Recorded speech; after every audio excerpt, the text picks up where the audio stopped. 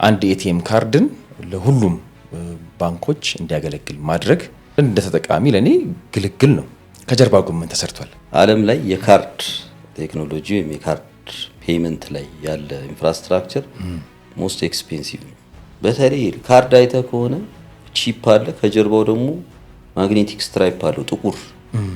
እሱ ቺፕ ባይሰራ ወደዛ ዳይቨርት ያደርጋል። እዛ ባለ መረጃ ያስተናግዳል ከስተመሩ። ድሮ ውሃ ለመክፈል ተሰልፈን፣ መብራት ለመክፈል ተሰልፈን፣ ከዛስ የተለያየ መስሪያ ቤት ነው ደግሞ የምንሰለፈው። እድሜ ለቴክኖሎጂ። ኢትዮጵያ ሕዝብ እንደው መሸለም እንዳለበት ሁሉ ቴክኖሎጂ ደግሞ መመስገን አለበት። አሁን ናሽናል አይዲ ምንድነው? አይዲያው አንድ አይዲ ይኖራል። ከዛ ሰርቪስ ሁሉ እዛ ጋር ሶሽትድ ይሆናል።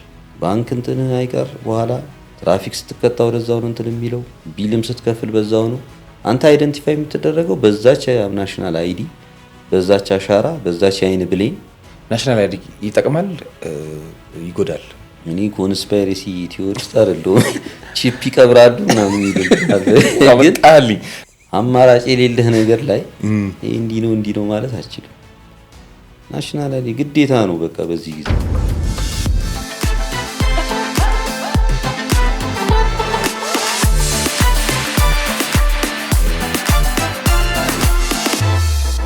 ክቡራትና ክቡራን ተመልካቾቻችን ይህ ኔትወርክ ፖድካስት ነው። ይህንን ቻናላችንን ሰብስክራይብ አድርጋችሁ ሀሳብ፣ አስተያየት፣ ኮሜንት፣ ላይክ እያደረጋችሁ ቻናላችን እንዲያድግ የበኩላችሁን ስላደረጋችሁልን እጅግ አድርገን እናመሰግናለን። ዛሬም አንድ እንግዳ ጋብዘናል። የምናወራው ጉዳይ ደግሞ ከአጠቃላይ ከፊንቴክ ከኢትዮጵያ የዲጂታላይዜሽን ጉዞ ጋር ተያይዞ በዓለማችንም በሀገራችንም እየተመለከትን ያለነውን የኢንፎርሜሽን ኮሚኒኬሽን ቴክኖሎጂን እንቅስቃሴ ከእያንዳንዱ ጉዳዮች ጀርባ ከክፍያም ከጌምም ከሶሻል ሚዲያም ጋር ተያያዥ የሆኑ ጉዳዮችን እያነሳን ቆይታ እናደርጋለን። ለዚህ ደግሞ አቶ ቢኒያም ሰለሞንን እዚህ ስቱዲዮ ጋብዣለሁ። ቢኒ እንኳን ደህና መጣ። እንኳን ደህና ቆያችሁኝ። ወዲህ በጣም ደስ ብሎኛል ስለተገናኘን። በጣም አመሰግናለሁ። እንዳንተ አይነት ደግሞ እንግዳ ማግኘት ጥቅሙ መሰለ ከብዙ ፕሮጀክቶች ጀርባ እንደ ቀላል ነገር አድርገን በየዕለቱ ከምንጠቀምባቸው ጉዳዮች ጋር ተያያዥ የሆኑ የስራ ልምዶች፣ ተሞክሮች፣ ገጠመኞች ያለው ሰው ማግኘት በተለይ ከኔትወርክ ጽንሰ ሀሳባችን ጋር ከኔትወርክ ፖድካስት ጋር ብለን ላነሳናቸው ጉዳዮች ልክክ የሚል ይመስለኛልና በድጋሚ እንኳን መጣ። ደስ በጣም አመሰግናለሁ። እንዴት አየው ስቱዲዮአችን ስላገኘ? በጣም አሪፍ ስቱዲዮ ነው ያላችሁ። ባይዘይ በዚህ ደረጃ እንደዚህ ፕሮፌሽናል የሆነ ስፔሲፊክ በተለይ አሁን እኔ እንደነበርኩበት አይነት አጀንዳዎችን ይዞ የሚመጣ እንትን አለ ብዬም አላስብም ነበረ። ስፔሲፊክ ነገሮችን ያንድን ሰው የሄደበትን ያለፈበትን ኤክስፐርቲዝ ለመዳሰስ የሞከረ ሚዲያን በመሆኑ እጅግ አድርጌ አመሰግናለሁ። ክቡራን ተመልካቾቻችን ከቢኒ ጋር የምናወራው ቀደም ብሎ ከመጣው ከፔመንት ጌትዌይ ከኢንቴግሬሽን ጋር የሚያያዘው የክፍያ ለሁሉ ኢትስዊች ደግሞ ብዙዎቹን የኤቲኤም ካርዶችን የባንኮችን ትስስር በማሳለጥ ብዙዎች ያውቁታል። ምናልባት ደግሞ ተጠቃሚዎች አገልግሎቱን እንጂ የሚያውቁት እንዴት ተሰራ፣ ምን ተሰርቶ ምን መጣ፣ እንዴት ይሄ ሁሉ ተሳስሮ ተፈጠረ የሚለውን መረጃ ላይ የላቸውም። እግረ መንገድ መረጃ እንሰጣለን። በአንድ ምሳሌ ልጀምር። አንድ ኤቲኤም ካርድን ለሁሉም ባንኮች እንዲያገለግል ማድረግ እንደ ተጠቃሚ ለኔ ግልግል ነው። ብዙ ነገር ነው የሚያቀልልኝ። ከጀርባው ግን ምን ተሰርቷል? ከሱ ልጀምርና ወደ ስቶሪካል ነገሩ እመጣለሁ። በጣም ጥሩ። ባይ ዘ ዌይ የዓለም ላይ የካርድ ቴክኖሎጂ ወይም የካርድ ፔመንት ላይ ያለ ኢንፍራስትራክቸር ሞስት ኤክስፔንሲቭ ነው። ውዱ ነው ዲዩቱ ከሴኩሪቲውም አንፃር እንደገና ረጅም ዓመት ያስቆጠረ ቴክኖሎጂ ነው። ክሬዲት ካርድ ዴቢት ካርድ አሜሪካን ሀገር 40-50 ዓመት ነው። እኛ ሀገር ወደ 15 እንደዚህ አካባቢ ዓመት ይሆናል። እና ቴክኖሎጂው በጣም ማቹር ስላደረገ በተለይ ከሴኩሪቲው አኳያ ኤክስፔንሲቭ ኢንፍራስትራክቸር ነው። እና እዚህ ሀገር ለምንድን ነው ስዊች ወይም ናሽናል ስዊች ማለት ከአንድ ፎርም ኦፍ ትራንዛክሽን ወደ ሌላ ፎርም ማስተላለፍ ወይም መቀየር ነው። ለምሳሌ ከካርድ የሚመጣን ትራንዛክሽን ወደ አካውንት ወይም ወደ ኮር ባንኪንግ ወደሚያውቀው ትራንዛክሽን የሚያስተላልፍ ወይም ከፖስ የሚመጣ ከኤቲኤም የሚመጣን ትራንዛክሽን ኮር ባንኪንጉ እንዲያውቀው የሚያደርገው ቴክኖሎጂው ስዊቺንግ ይባላል። ራሱ ትራንስፎርመር እና ስዊች የሚለው ያን ፔይመንት ስዊች ይባላል። እና በጊዜው ስዊች ሲቋቋም 2010 ላይ ነው እንደ ካምፓኒ ስታብሊሽ ያደረገው። እዛ ፕሮጀክት ጀምረው 2010 ላይ ነው። በኢትዮጵያ ባንከርስ አሶሲዬሽን የሚባል እንትን ነበር። ባንከርስ አሶሲዬሽን ነበር የያዘው። በኋላ ወደ ሼር ካምፓኒነት አድጎ ሁሉም ባንኮች በጊዜው 18 ባንኮች ነበሩ እንትናን ጨምሮ የኮንስትራክሽን እና ቢዝነስ ባንክ ነበር ያለው እነ ዴቨሎፕመንት ባንክን ኮመርሻል ባንክን እና ሌሎች ፕራይቬት ባንኮች በጊዜው የነበሩትን ሆኖ ኢኳል ሼር አድርገው ያቋቋሙት ድርጅት ነው። እና እንዲያቋቁሙ ግፊት ያደረገውና አጠቃላይ ሊደርሺፑን የሚወስደው ናሽናል ባንክ ኦፍ ኢትዮጵያ ነው። ናሽናል ባንክ በጊዜው የመንግስትን አጀንዳ ያው ከፋይናንሻል ኢንክሉዥን የፋይናንሻል አካታችነት በጊዜው ተደራሽነት የሚል ትርጉም ነበረው። አሁን አካታችነት በሚለው ተቀይሯል። ያንን ከማስፈጸም አንፃር እንትን የተባለ ነው። በዛ ኤም ኢስታብሊሽ የተደረገ ካምፓኒ ነው እና በጊዜው ከ18ቱ ባንኮች 13ቱ የራሳቸው ስዊች አላቸው። ያ ማለት አንድ ባንክ ስዊች አለው ምናምን ስንል ምንድነው መጀመሪያ ኮር ባንኪንግ ሲስተም አለው ሊኖረው ግዴታ ነው። ራስ ኮር ባንኪንግ ምንድነው? ኮር ባንኪንግ ማለት የባንኪንግ ስራውን የሚሰራበት ሲስተሙ ነው። ሲስተሙ ማለት ነው። አካውንቱን ማኔጅ የሚያደርገው ሴቪንጉን፣ ክሬዲቱን፣ ምኑ የከረንት አካውንቱን ማኔጅ የሚያደርገው ዋናው ሲስተም ማለት ነው። እሱ ኮር ሲስተም ነው። ኮር ባንኪንግ ሲስተም ይባላል። ከዛ የስዊች ሲመጣ ፔመንት ስዊች ደግሞ ቻናል ኤክስቴንድድ ነው። ራሱን የቻለ ሌላ ካምፓኒ ነው ሰርቪሱን የሚሰጠው። ይገዛል፣ እሱም ባንኩ ኢንቴግሬት ያደርጋል ከኮር ባንኪንጉ ጋር። ከዛ ቻናሎችን ፖስ እና ኤቲኤሞችን ኔትወርኩ ላይ ይዘረጋል ወይንም በየቦታው ይተክላል። ከዛ ለዛ ለከስተመሩ ምን ይሰጣል? ካርድ ይሰጣል። በእኛ ሀገር ዴቢት ካርድ ነው ወይንም ካለኝ ነው መመዘው እንጂ ተበድረህበት አይደለም። ስለዚህ ያንን ካርድ ይሰጣል። አሁን እዚህ ላይ ምን እንትን ይኖራል? ምን ኢንቮልቭ ያደርጋል? ስዊች ሲስተሙ ይኖራል ሶፍትዌሩ። ከዛ ስዊች እንትኑ ካለ በኋላ ያው የኤችአር ኮስቱ ከኮር ባንኪንግ ጋር ኢንቴግሬት የማድረግ እና ተያያዥ የሪሶርስ ኮስቶች ይኖራሉ። ከኔትወርክ ከምናምን ጋር ከኢንፍራስ ሃርድዌር ይኖራል።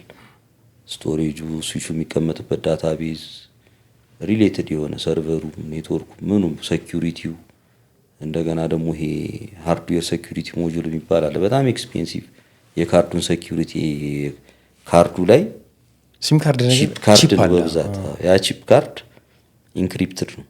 ኢንክሪፕሽኑ በሆኑ ሌንግዝ ኦፍ ኢንክሪፕሽን ኮዶች ነው ኮድድ የሚሆነው። ስለዚህ አንድ ፖስ ኢንክሪፕት አድርጎ ሲልክ ስዊቹ ዲክሪፕት ያደርጋል ወይም ይረዳውና ወደሚፈልገው እንትን ኮር ባንኪንጉ ይልካል። ይህንን ማኔጅ የሚያደርገው ሴኩሪቲ ኤችኤስኤም ይባላል። ሃርድዌር ሴኩሪቲ ሞጁል ትልቅ ኢንፍራስትራክቸር ነው። እሱን ሁሉ መዘርጋት አለብህ ማለት ነው እና በጣም ኤክስፔንሲቭ ነው። ከዛ ካርዱን እንደገና እያንዳንዷን ካርድ እኔ በጊዜው የማስታውሰው የአንድ ካርድ ኮስት $2 ምናምን ነበር። ካርድ ብላንክ ካርድ ማለት ነው። ከዛ ያንን ካርድ ፐርሰናላይዝ ማድረጊያ ደግሞ ኢንፍራስትራክቸር ይፈልጋል። ፐርሰናላይዝ ማለት የወሊያድ ካርድ ነው ለማለት ስሙ መጻፍ አለበት፣ ካርድ ነምበሩ መጻፍ አለበት፣ ፒኑን ያስገባል እዛ። እንደገና አጻጻፎች ደግሞ አሉት።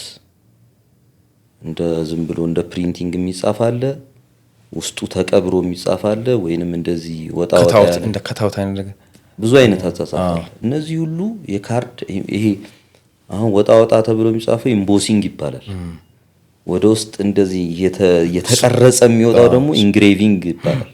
ስርጉድ አድርጎ የሚሰራው ኢንግሬቪንግ፣ ኢንደንቴሽን፣ ኢንግሬቪንግ ምናምን ብቻ አሉ እንትኖች ማለት ለከስተመሩ አይነት ለቪአይፒ ከስተመር የሚሰጡት ካርድ የሆነ ለየት ይላል ምናምን እንደዚህ አይነት እንደ ዲዛይኑ ፕሪንት የሚያደርግ የካርድ ፐርሰናላይዜሽን ኢንፍራስትራክቸር ደግሞ ይፈልጋል ማለት ነው። ከዛ እንዳልኩ የኪ ማኔጅመንት አለ። ከዛ የተለያዩ ሶፍትዌሮች ከሴኩሪቲ ጋር ከምናምን ጋር የተያያዙ እንትኖች ይኖራሉ። እና ካርዱን እንደገና ከገዛ ካርዱን ፐርሰናላይዜሽን ሰራ። ከዛ ካርዷ ቺፕ ላይ ምንድን ነው የምታስቀምጠው? አሁን በአብዛኛው አይተህ ከሆነ እኛ ሀገር ቪዛ ነው፣ ቪዛ ካርድ ወይ ማስተር ካርድ ነው። ስዊችም በሆነ ጊዜ ኢትዮፔ ብሎ ሎካል ዶሜስቲክ ስኪም ይባላል። በዛ ኢትዮፔ ካርድ ብሎ እንትን ብሎ ነበር። ቪዛ ለምንድን ነው የምትፈልገው? ቺፑ ላይ ኦፕሬቲንግ ሲስተም ይፈልጋል የካርዱ። ያ ማለት የቪዛ የማስተር ካርድ ስታንዳርዶች ናቸው። ስለዚህ የቪዛን ስታንዳርድ ከተጠቀምክ የቪዛን እንትን ቺፑ ላይ ትጭናለህ ማለት ነው። ያ አኑዋል ላይሰንስ ፊው እያንዳንዷ ኤቲኤም ላይ ባወጣ ቁጥር ቪዛ የሆነች ኮይን ያገኛል በዛች ትራንዛክሽን ፊ። ስለዚህ የካርድ ላይሰንስ ፊ የኦፕሬቲንግ ሲስተም ከዛ ቢን የሚባል ነገር አለ። ቁጥሩ በ4 ነው የሚጀምረው። የቪዛ በ4 ስለጀመረ ቢን ማለት ባንክ አይደንቲፊኬሽን ነምበር ማለት ነው። ባንክ አይደንቲፊኬሽን ነምበሩን ቪዛ ነው የሚሰጥ ከቪዛ ስለሆነ የሱን ደግሞ የቢን አይደንቲፊኬሽን ደግሞ ለአኑዋል ፊ ያስከፍላል። ብዙ አይነት የፊ ሜካኒዝም አላቸው እና ስዊቺንግ እና እንትን በጣም ኤክስፔንሲቭ ነው። ስለዚህ ፋይናንሻል ኢንክሉዥን ተደራሽ ከማድረግና ኢንፍራስትራክቸርን በየቦታው የተበታተነ አድርጎ እንትን ከማድረግ አንድ ማድረግ ይሻላል በሚል እሳቤ ነው ብሔራዊ ባንክ ኢትስዊች እንዲቋቋም ያደረገው። ስለዚህ ኢትስዊች ምንድን ነው ያደረገው? አንድ ስዊች አመጣ። ስዊቹን ሆነ ካምፓኒ ገዛን፣ በጊዜው ተገዛ። ከባንኮቹ የተውጣጣ ኮሚቴ ነው እንትን ያለው። እሱ ከተገዛ በኋላ አስፈላጊ ኢንፍራስትራክቸሮች ተዘረጉ። በጣም ከባድ ታፍ የሆነ ፕሮጀክት ነው እውነት ለመናገር። ፕሮጀክቶቹ በ6 በ7 እንትን ይከፈላሉ። ሶፍትዌሩን ኢምፕሊመንት ማስደረግ አለ፣ ከስተማይዝ አስደረገ። ዳታ ሴንተር ታስገነባለ። በጊዜው ዳታ ሴንተር ይሄ ፊዚካል እንትኑን ሰርተ ዲሞሊሽን ሰርተ ሳውንድ ምንድነው በቃ ፋየር ፕሩፍ በር አስገጥመ ራኮችን አስተክለ ሴኩሪቲ ካሜራ ያይጥ መከለ ማለት በጣም ብዙ እንትን ያለው ውሃ እንዳይገባ ዋተር ፕሩፍ እንትን አድርገ እሱን ሰርተ የተገነባ እሱ ነው የገነባ ነው። በጊዜው ብሔራዊ ባንክ ፈቅዶልን የብሔራዊ ባንክ ድሮ ያሮጌው ብሔራዊ ባንክ አለ አይደል? ወርቃማው ክቡ ባንክ ጋር በጀርባ በጎኑ የተያያዘች አንድ ባንክ አንድ አካል እዛ መሃል ላይ ነው የተሰጠው ቦታ። ገንብታችሁ ነው በተገነባ ህንጻ ላይ ነው ይሄ የተሰራው? የተገነባ ባለ ህንጻ ላይ ነው የተሰራው። ባለ ህንጻ ላይ አንድ ክፍል እኮ ነው የምትፈልግ ተለቅ ያለ በጊዜው እኛ ተጠቅመን የነበረው ቴክኖሎጂ የስቶሬጅ እና እንትኑ ሼርድ ስቶሬጅ ስለነበር ብዙ ሰርቨር መደርደር አያስፈልግም ነበር። አንዳንዱ ዳታ እዛው እንዳለ አክሰስ ማድረግ ስለሚቻል የተለያየ ቨርቹዋላይዝ ታደርጋለህ። አሁን 24 ሰርቨር አለ። ከሆነ አመት በፊት ቢሆን 24 ሰርቨር ነው 24 ፊዚካል ሰርቨር ታስቀምጥ ነበር። አሁን ግን ስቶሬጅ ቨርቹዋላይዝ ይደረጋል። ቨርቹዋላይዝ የሚያደርጉ ሲስተሞች አሉ። ከዛ ቨርቹዋሊ ይሄ ሰርቨር 1 ነው፣ ሰርቨር 2 ነው፣ ሰርቨር 3 ነው ትላለህ። አንድ ስቶሬጅ አንድ አክሰስ እንትን ብቻ ነው የምትፈልገው። አሁን ጭራሽ እኮ እንትን ብሎ እሱም ቀርቶ ወደ ክላውድ ሄዷል እኮ ተኗል። ዳታ እኮ አሜሪካን ሀገር ምናምን ራሱን እንትን የሚያደርግ ሰው የለም። ፒሲ ላይ ጭኖ ምናምን የለም። ሁሉም ክላውድ ላይ ነው። ወይ ፋይልህ ጉግል ድራይቭ ላይ ነው፣ የሆነ ድሮፕቦክስ ላይ ነው፣ ፋይልህም ኦንላይን ነው። ሁሉ ነገር እንትን ነው። እንዴት ነው የሚሰራው ይሄ ኮንሰፕት የክላውዲንግ?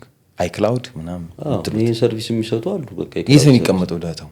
አንድ ስቶሬጅ ነው። ለምሳሌ ጉግልን ሰድ በቀላል ኤግዛምፕል ጉግል ሰርች ኢንጂን ነው መጀመሪያ ሲጀምር። አሁን ያው ወደ ኤአይ እንትን እየገባ ነው፣ ወደ ሌላ ሰርቪስ ገብቷል። ዩቲዩብም የሱ ነው ጉግል አይደል? ጉግል ሰርች ኢንጂን ሲሆን የሰርች ፐርፎርማንሱ በጣም አድቫንስድ ለማድረግ ብዙ ሰርቨሮችን ያስቀምጣሉ ወይም ስቶሬጅ እና እንትኖችን ያስቀምጣሉ። አልጎሪዝሙም ኮምፕሌክስ ማለት እኔ እንዲህ ነው ልል አልችልም፣ ግን የተለያየ ቦታ ላይ ያስቀምጣሉ። ይሄ ኔትወርክ እምቢ ሲል በዚህ፣ ይሄ ኔትወርክ እምቢ ሲል በዛ። ቶሎ ነው ጉግልን አይተህ ከሆነ ስትከፍተው ራሱ ቴስት የምታደርገው ኔትወርክ በምንድን ነው? ብዙ ጊዜ ዌብ ላይ ጉግል ብለህ ይሰራ ነው እየሰራ ነው። እንትኑ ፐርፎርማንሱ ዛት ማች እንትን ስለሆነ ስፒዲ ነው በደንብ ኢንፍራስትራክቸሩ በቃ የተሟላ ስለሆነ። ስለዚህ ጉግል ብለህ ሰርች ስታደርግ የት ሰርቨር የኔትወርክ ሰዎች ፒንግ የሚል ኮድ አላቸው። ኮድ ቢያረጉና ትሬስ ቢያረጉ በሆነ ሰርቨር ሶማሌ የሆነ ሀገር ምናምን ሄዶ እንትን ሆፕ ይባላል የት ሪች እንደሚያደርግ ያሳያቸዋል። ሾርተስት ፓዝ እየመረጠ ይሄዳል ማለት ነው። እንደዚህ አይነት ኢንፍራስትራክቸር ነው እንትን የሚለው። ስለዚህ አንተ እንደዚህ አይነት ነገር መጠቀም ከቻልክ ኢሜይል የት ነው ያለው? አሁን ለምሳሌ ጂሜል ስትል ጂሜል የሌለው የለም መቼም በዚህ ያሁ ነበር በፊት። ጂሜል የለም። አንድሮይድ የሚፈልገው ሞባይል የግድ አንድሮይድ የጉግል ጂሜል የግድ ይሆናል ኢሜይል እና ጂሜል እንትን ያለው ሌላ ቦታ ነው ሰርቨር ሜል ቦክስ ማለት ነው። በፓስወርድ እንድትገባ ያደርጋል እንጂ እዛ ነው። ሴም ኮንሴፕት ሎጂክ ለክላውድን አስቡ። ክላውድ ኢሳን ኢንፍራስትራክቸር እዛ ላይ ካምፓኒዎች ሲስተማቸውን ይዘው የሚሰራላቸውን አፕሊኬሽን ይዘው ይመጡና ሁሉን ነገር አዘጋጅተው የሚጠብቃቸው ቤት ማለት ነው። ወይም የኪራይ እንደ ዌርሃውስ ያልከኝ ቅድም ነገር አለ አይደል? ይሄ የሚከራዩት መጋዘን አለች አይደል? ተመሳሳይ ስታንዳርድ ሆና የሆነ ቁልፍ ይሰጣል። እንደዛ እንደማለት ከዛ ሄደ ሰርቨር ስቶሬጅ ምናምን ትከራያለህ ማለት ነው። እንደ ካፓሲቲ በሆነ ሳይዝ እዛ አኑዋሊ ትከፍላለህ። 24 በ7 ሰርቪስ ነው 99.999 ምናምን አፕታይም እንደባለፈው የኤደብሊውኤስ አይነት እንትን ካልሆነ በቀር ምንም ዳውን የሚሆንበት አጋጣሚ የለም። ሴኩሪቲ ያለው እሱ ራሱ ይቻላል። አይዲ ሴኩሪቲ ነው፣ በጣም አስተማማኝ ነው። እኛም ሀገር አሉ እኮ የቴሌ ክላውድ አንዱ ክላውድ ሰርቪስ እንሰጣለን የሚሉ እና እንደዛ ነው። እንደዛ ሆኗል አሁን። አዎ። ስለዚህ ሰርቨር ቅድም ያልኩ ስዊች ላይ የዛኔ ቨርቹዋላይዝ በተደረገ እንትን ነበር የተጠቀምነው ማለት ነው። ግን በኢትዮጵያ የፋይናንስም ህግ ዳታ ውጭ ስቶር ማድረግ አትችልም። በአብዛኛው የኢትዮጵያ መንግስት ህግ ዳታ ፕራይቬሲ የሚባል ነገር አለ። መቼ ጀመረ ነው? በፊትም አዌር ነበር ይሄ የዳታ ሴኩሪቲ? አዎ እኔ እስከማውቀው በጣም በብሔራዊ ባንክም ስትሪክት ነው በዚህ እንትን። የባንክ ሴክተሩ ማለት ነው፣ የፋይናንስ ሴክተር አንዳንድ ኮንትራቶችንም ሳይ ሌሎች እንትኖች ላይ ዳታ ስቶር ውጭ አታርጉ ምናምን ነው የሚባለው። እዚህ ያው አይሲቲ ፓርክ አንድ እኮ እንደዚህ አይነት ስቶሬጅ አገልግሎት ይሰጣል ታውቃለህ። የተለያዩ እንትኖች አሉ፣ ዳታቤዝ ወይም ደግሞ ዳታ ሴንተሮች አሉ። መከራየትም ይችላል፣ ሪሞትሊ ማስቀመጥ እንደዛ ማለት ነው። እሱ ሰርቪስ እንግዲህ የመጣው ምናልባት ይሄ ህግ ስላለም ሊሆን ይችላል፣ አስገዳጅ ህግ ስላለ። መንግስትም ያው ከዲጂታይዜሽን አላማው አንፃር እንደዚህ አይነት እንትኖችን ብዙ ሁኔታ እየሰራባቸው ስቶሬጅን ሴንትራላይዝ ማድረግ። በቃ ውጪ ለምን ትሄዳለህ? እዚሁ ባለ እንትን ሰርቨር እዛ አሁን የአይሲቲ ፓርኩ ይመስለኛል ፊዚካሊ ነው ሄደ የምትከራየው። ትወስዳለህ ስፔስ። እዛ በቃ የራስህን እንትን ራን ታደርጋለህ። ሴም ቲንግ ክላውዱም እንደዛ። ክላውዱ ሪሞት ሞዱ ሪሞት ያው የኦንላይን እንትኖች ይኖሩታል። ግልጽ ነው። ከዛ ኤቲኤሞቹን ማስተሳሰር ስዊች ላይ ይሄን ሰርቨር ዳታ ሴንተር እንትን አደረግን፣ ስዊች አደረግን። ከዛ ስዊች የሌላቸው ባንኮች ነበሩ፣ 1-5 ባንኮች፣ ስማቸውን አልጠቅስም። ለምንድን? የአቅም ጉዳይ ነው። የአቅም ጉዳይ ነው። ለምንድን ያለው? በጊዜው ያው አዲስ ያመለከት በጊዜው አዲስ ተመሰረተ። ሲቢ ዳሽን፣ አቢሲኒያ እነዚህ አዋሽ ሲኒሮቹ አሉት ናቸው። ያኔ አዲስ የነበሩ ገና 5 ዓመት ምናምን የነበራቸው ስዊች ስላልነበራቸው ስዊቹን ሆስት ያደርጋቸዋል። ኤቲኤም እና ፖስ ይዘው ነው የመጡት ኔትወርካቸው ሁሉም። ከዛ ኢንቴግሬት አደረገ በሆነ ስታንዳርድ ISO 8583 ይባላል። እነዚህ ፕሮቶኮሉ የስዊች እንትን የሚገናኝበት በዛ እንትን ስታንዳርድ ተገናኘ።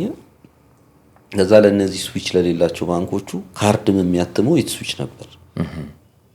ኢትዮፔ በሚል ብራንድ እንደ ቪዛ ምናምን አይነት ኦፕሬቲንግ ሲስተም ያለው ካርድ አትማለም ማለት ነው። እና ሁሉም እንትን ባንክ ላይ ያለውን ስዊች አንድ ስዊች ለፐብሊክ አድርገን እንደመጠቀም ማለት ነው።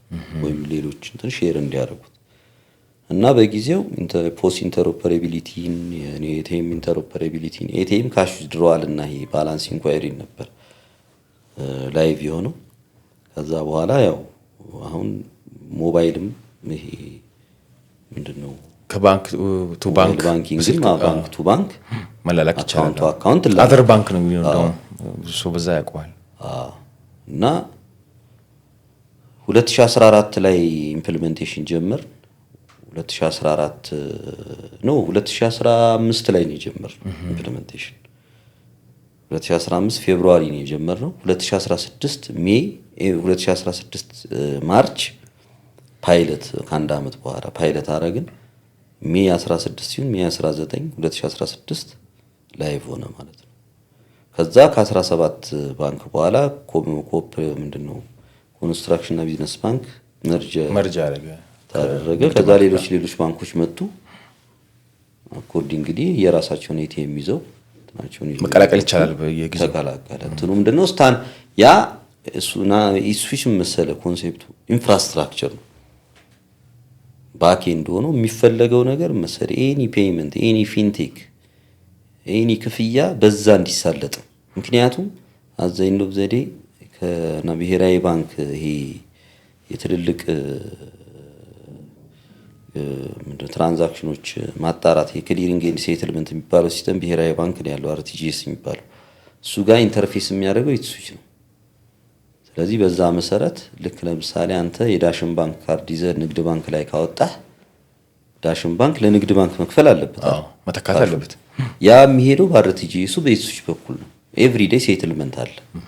አንተ ይሄን ክፈል፣ አንተ ይሄን ክፈል፣ አንተ ያን ትከፍላለህ ተብሎ ያለበት ተጣርቶ ኔት እንትኑ ለብሔራዊ ባንክ ይላካል። ብሔራዊ ባንክ ላይ አካውንት አላችሁ ሁሉም ሴትልመንት አካውንት ይቀናነሳልና ሁሉንም እንትን እንዲያሳልጥ ነው ኢትሱች እንትኑ ማለት ነው የነበረው። እና ያው ሁሉም ባንክ ገባ በሂደት አሁን ያለበት ደረጃ ላይ ደርሷል። እንግዲህ የሚገርም እኮ ነው። አንተ ኢትዮጵያ ውስጥ እኮ የኤቲኤም ታሪክ በአጭር ጊዜ ውስጥ ነው ብዙ ነገር የቀየረው። ግን ደግሞ ብዙ መከራም አይተናል።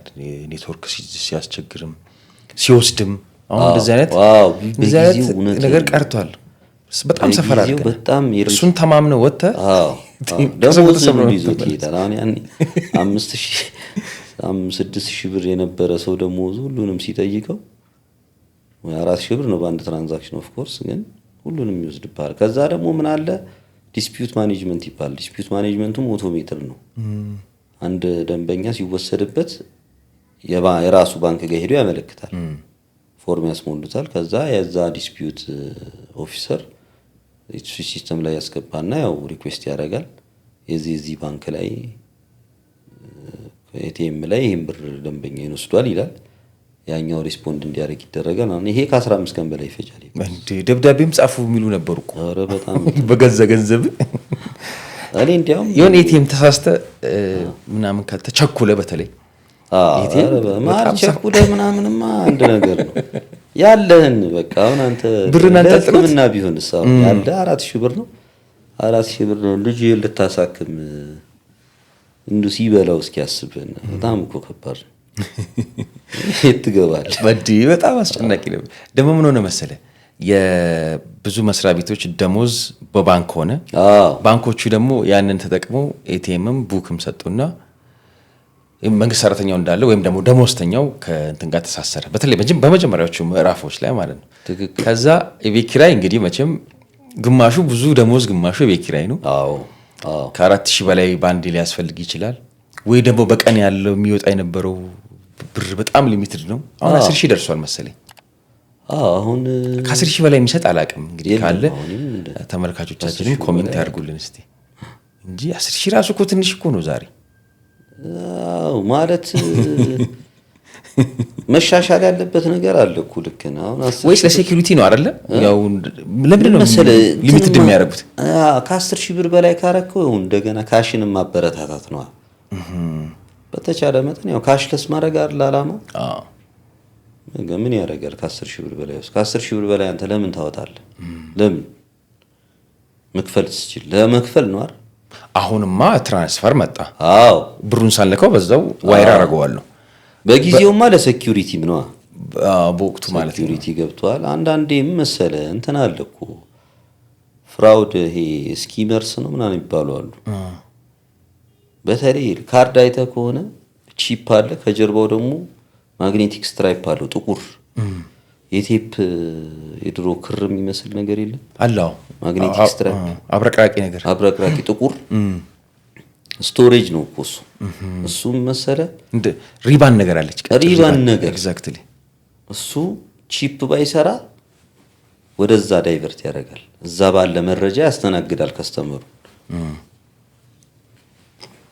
ይዛላል። ስለዚህ እስቲ አንድ ኤቲኤም አላጣ ይሄ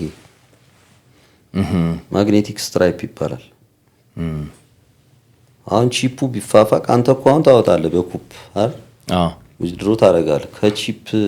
ከቺፑ ይሁን ከዚህ ተስተናጅ ያው ስቶር አያደርግም እንትንን ቫልዩን። ይሄ ካርድ አክሰስ ነው፣ ኢንክሪፕሽን ምናምን እንትንህን ነው እንጂ የሚይዘው ኪዩን ቫልዩ ያው አካውንት ላይ ነው ያለው። ስለዚህ በዚህ ግባ በዚህ አክሰስ እንድታረግ ተደረግ ወይ በዚህ በቺፑ አታውቅም አንተ። እኛ ሀገር ትራንዛክሽን ነው ፎል ባክ ይባላል። ይሄ ካልሰራ ወደዚህኛው እንዲያነብ እዚህ ጋር ያለውና እዚህ ጋር ያለው ዳታ ይለያያል። እዚህ ጋር ሞር ሴኩርድ ነው ብያለሁ ቺፑ።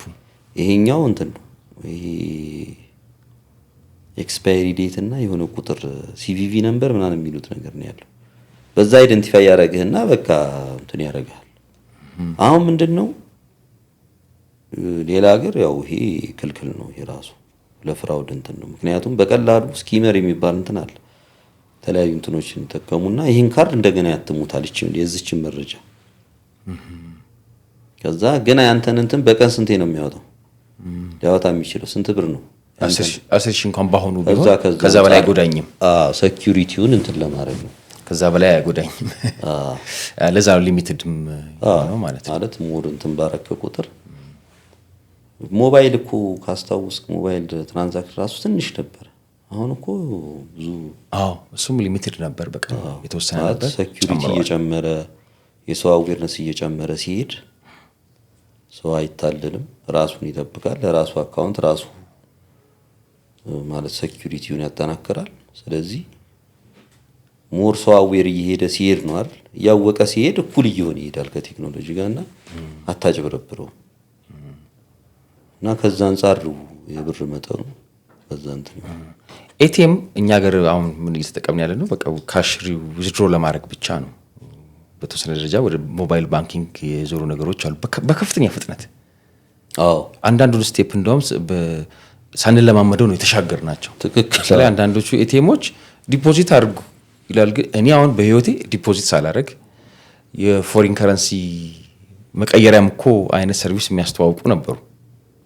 ዶላር ትከታለህ ወይ ፓውንድ ትከትና በእለቱ ምንዛሪ ይተፋልሃል። እሱንም እኔ ብዙ ሰው የተለማመደው አልመሰለኝም፣ ወይም ደግሞ ኤክሰርሳይዝ ያደርገው አይመስለኝም። ባንኮቹም ያን ያህል አስፋፍተውታል ብለህ ነው እሱን ይሄ ካሽ የሚቀበለውንና ፎሬክስን ያው ታውቀዋለህ። ማን ይሰጣል?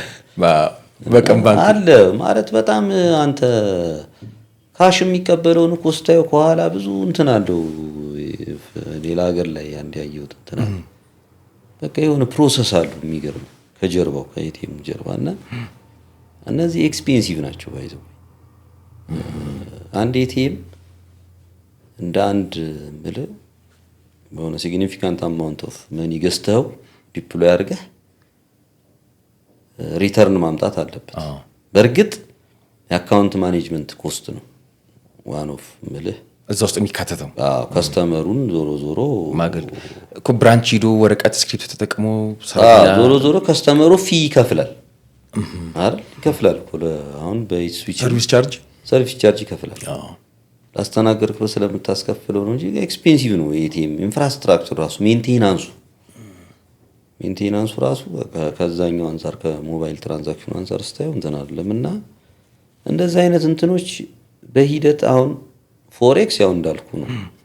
በተለያዩ ምክንያቶች ማንም ለፎሬክስ እዛ አስገብቶ በቀላሉ ሰልና እንትን ሊል አይችልም። የውጭ እንግዶች እሱ ነገር አይደፍሩትም ብላ ታስቡ። አሁን ሆቴሎች ሂልተንም ሸራተንም ነበር እኔ ሳቀው እዛ ጋር ያሉት ኤቲኤሞች ይቀይራሉ ዶላር ወይም ደግሞ የውጭ ምንዛሪን ይዘረዝራሉ ብሎ አስተዋውቆ ነበረ።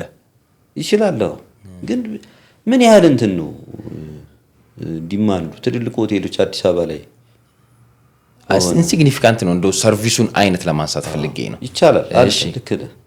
እኔ ማን ነው አንድ ባንክ አስታውሳለሁ አቢሲኒያ ምናምን ዲፕሎይ አድርጎ ዳሽንም ይመስለኛል ዳሽን ነው። ኋላ ሌሎቹም ደግሞ ብር አስገቡና አለ አይደለ ብራንች መሄድ አይጠበቅባችሁም ያላገኛችሁት ኤቲኤም ጋር ብሩን ክተቱት። ዲፖዚት ማድረጊያ ማለት ነው። ዲፖዚት ማድረጊያም አለ፣ ቼክ መቀበያም ነበር እንደ ቼክ ደግሞ ትለያለች። ማተቡን ፊርማውን ምናምን ዲጂታል እንትን ነው እንዴ። ብሔራዊ ባንክ ኮኒ ካረሳት አንድ የቼክ ስታንዳርዳይዜሽን ወጥቶ ነበር። ወጥ ቼክ የሆነ ታይም ላይ አክሮዘኔሽን አንድ ቼክ ሰምቼ ነበር። ተመሳሳይ ኢንተሮፐረብል ምን እንደደረሰ አላውቅም ተብሎ ዲዛይን ሁሉ ተደርጎ አስታውሳለሁ። አሁን እኮ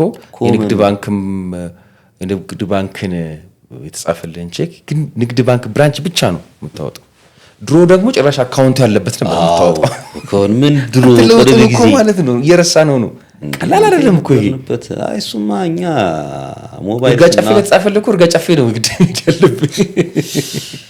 ሞባይል ተሰልፈን እኮ ነው ያወጣነው። እዛ አይልም ሲም ካርድ 95 ላይ የምታስይዘው ስለማሽ ቀን ታስታውሳለህ? የምናስይዘውን ካርታና የመኪና ሊብሬ ቤቶቹ ናቸው። በእኛ ጊዜ እና ፖስት ፔይዱን ለመለየት ፖስት ፔይዶች እኛ ጊዜ ዲክላራሲዮን ያለው ሞባይል ታመጣለህ፣ ታክሲ የተከፈለበት ቀፎን ደረሰኝ አፓራትስ የጉምሩክ ክሊራንስ ጨረሰ ስትገዛ በቃ ደረሰኝ ይዘህ ከዛ ሄደህ አስመዝግበህ ከዛ ትሰለፍና ሀፍ ዴይ ነገር ነው። እኔ ትዝ ይለኛል ንፋስ ስልክ አካባቢ ከዛ ገብተህ ሲሙን ደግሞ በቃ እኔ እሱ ካላስገባ ይጮህብሃል።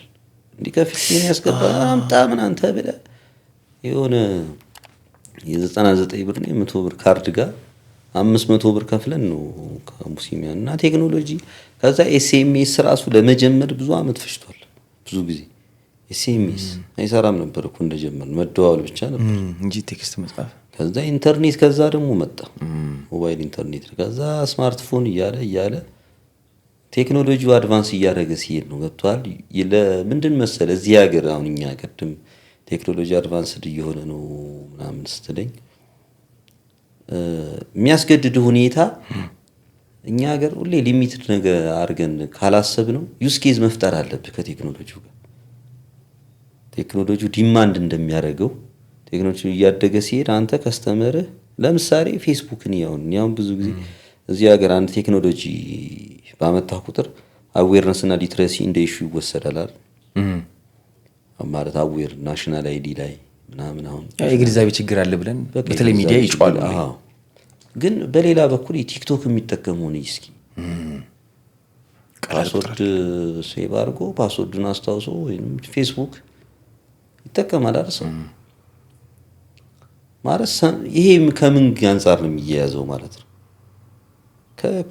ከዩዝ ኬዝ ስለተመቸው ኢዚ ስለተመቸው ነው። አዎ ለሳ ሚስማማ ስለሆነ ፕሮዳክት ማምጣት ከቻልክ ምንም ነገር በቃ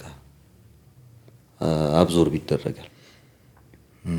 እና ከዛ አንፃር ነው በቃ ቴክኖሎጂው አድቫንስድ እየሆነ እኛም ላለመቀደም ሁሉም እንትን እየሰራ ያለው ማለት ነው። አንዱ እሺ ምንድን ነበር ያነሳህልኝ? በኤቲኤም ነው ኤቲኤም ጎን ነው የሰፋ ሄደው ከዛ እንደው ጉዟችንን ለማንሳት ነው። አንዱ እንግዲህ ከፔመንት ኢንቴግሬሽን ጋር ተያይዞ ከዲጂታላይዜሽንም ጋር ልናገናኘው እንችላለን። ለክፍያና ለሁሉ የሚባሉ ጽንሰ ሀሳቦች መጡ። ድሮ ውሃ ለመክፈል ተሰልፈን፣ መብራት ለመክፈል ተሰልፈን፣ የስልክ ቢላችን ለመክፈል ተሰልፈን ነው። የኢትዮጵያ ሕዝብ በጣም ሰፈር አድርጓል። አንድ ቀን መሸለም አለበት። ከዛስ የተለያየ መስሪያ ቤት ነው ደግሞ የምንሰለፈው። የመብራቱ በአንድ ወር ውስጥ እኮ 3 እንደማለት ነው። ካልከፈልክ ደግሞ ውዝፍ አለ፣ ከዛ ቅጣት አለ፣ መቆረጥ አለ።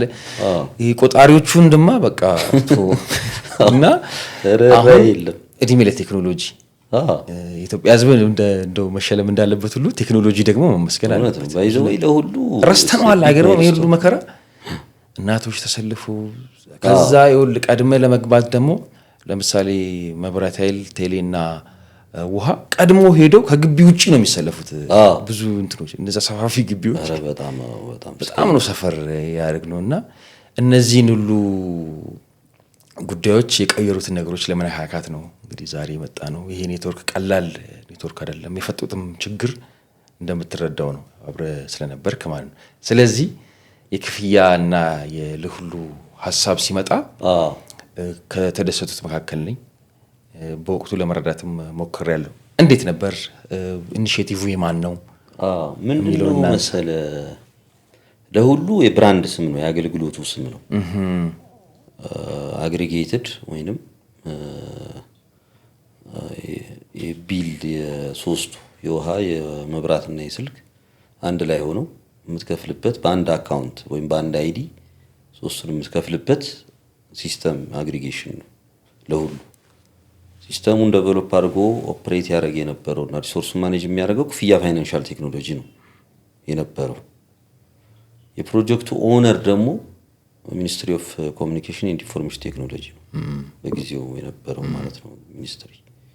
ዶክተር ደብጽዮን ረጅም ጊዜ መሩት እንዳውም እሳቸው መሰለኝ እንዴ ቢኒ። እንዳውም እኮ ክፍያ ይሄ ለሁሉ የዶክተር ደብጽዮን የግል ንብረት ነው ይባል ነበር። አይ እንደዚህ አይነት ነገር በንብረትነት እንደው ይሁን ብትል ራሱ እንደ ቢዝነስ አዋጭ እንትን አይደለም። ለምን ማለት በጊዜው የነበረው ሀስል እናንተ ነው ማለት ነው። ግን ምንድነው ኔቸሩ የኮንትራቱ ኔቸር ፐብሊክ ፕራይቬት ፓርትነርሺፕ ነው ይባላል። ፐብሊክ ፕራይቬት ፓርትነርሺፕ በጊዜው ያ ህግ አልነበረም ይመስለኛል። ከዛ በኋላ ነው ሚኒስትሪ ኦፍ ፋይናንስ ያወጣው የፐብሊክ ፕራይቬት ፓርትነርሺፕ የሚል። ሶስት ተቋማት ናቸው የዩቲሊቲ ሰርቪስ የሚሰጡት፣ ቴሌ፣ መብራት ኃይልና ውሃ፣ አዲስ አበባ ዋና ፍሳሽ። በጊዜው አዲስ አበባ ላይ ስለነበረ እንትን። ስለዚህ ሶስቱን በምን አይነት ህግ ማዕቀፍ ጨረታ ወጣ አንድ ካምፓኒ ሲስተም ይስራላችሁና ኢንቴግሬት ይደረግ ቢባል እንዴት አድርገን ነው ሶስት የተለያዩ ኢንዲፔንደንት ተቋማት ኢንዲፔንደንትሊ ሬጉሌትድ የሚደረጉ ኢንስቲትዩሽኖችን አንድ የምታደርገው? ስለዚህ የህግ ማዕቀፍ የለውም ይሄን ራሱ ከፕሮጀክት ኔቸር አንፃር። ስለዚህ ኤምሲአይቲ ኢኒሺዬቲቭ ወስዶ ፐብሊክ ፕራይቬት ፓርትነርሺፕ ምንድነው መንግስት የፋሲሊቴሽን ኮኦርዲኔሽን አንዳንድ ሪሶርስም ካለ ለምሳሌ የመክፈያ ጣቢያ ምናምን አቬል ማድረግ አንዳንድ እንትኖችን ዕቃ ሲገባ ወይም ኢምፖርት ሲደረግ የጉምሩክና እንትን ፋሲሊቴሽን መስራት እንደዚህ አይነት ነገሮች ፋሲሊቴት ያደርግልሃል። ካምፓኒው ፕራይቬት ካምፓኒው ደግሞ ሲስተም አልምቶ ተግባራዊ አድርጎ ሰው ቀጥሮ አሰልጥኖ የማስከፈሉ ስራ ከዛ በኋላ ኮሚሽኑን የራሱን ያስቀርና ሴትል ያደርጋል እያንዳንዳቸው በየወሩ። ሞዳሊቲው ይሄ ነው። ከዛ 3 አመት ነው ኮንትራቱ። ከዛ በኋላ 3 አመት ካለቀ በኋላ እንደገና እንትን ይላል። ጨረታ ይወጣና መጀመሪያም በጨረታ ነው እንትን ያለው። ከዛ ጨረታ ይወጣና ሌላ ካምፓኒ ኦፕሬት እንዲያደርግ ይደረጋል ነው በጊዜውም የተደረገው ነገር ይሄ ነው። 35 ሴንተሮች ላይ ነበር የተሰራው። አይዲያው ምንድነው?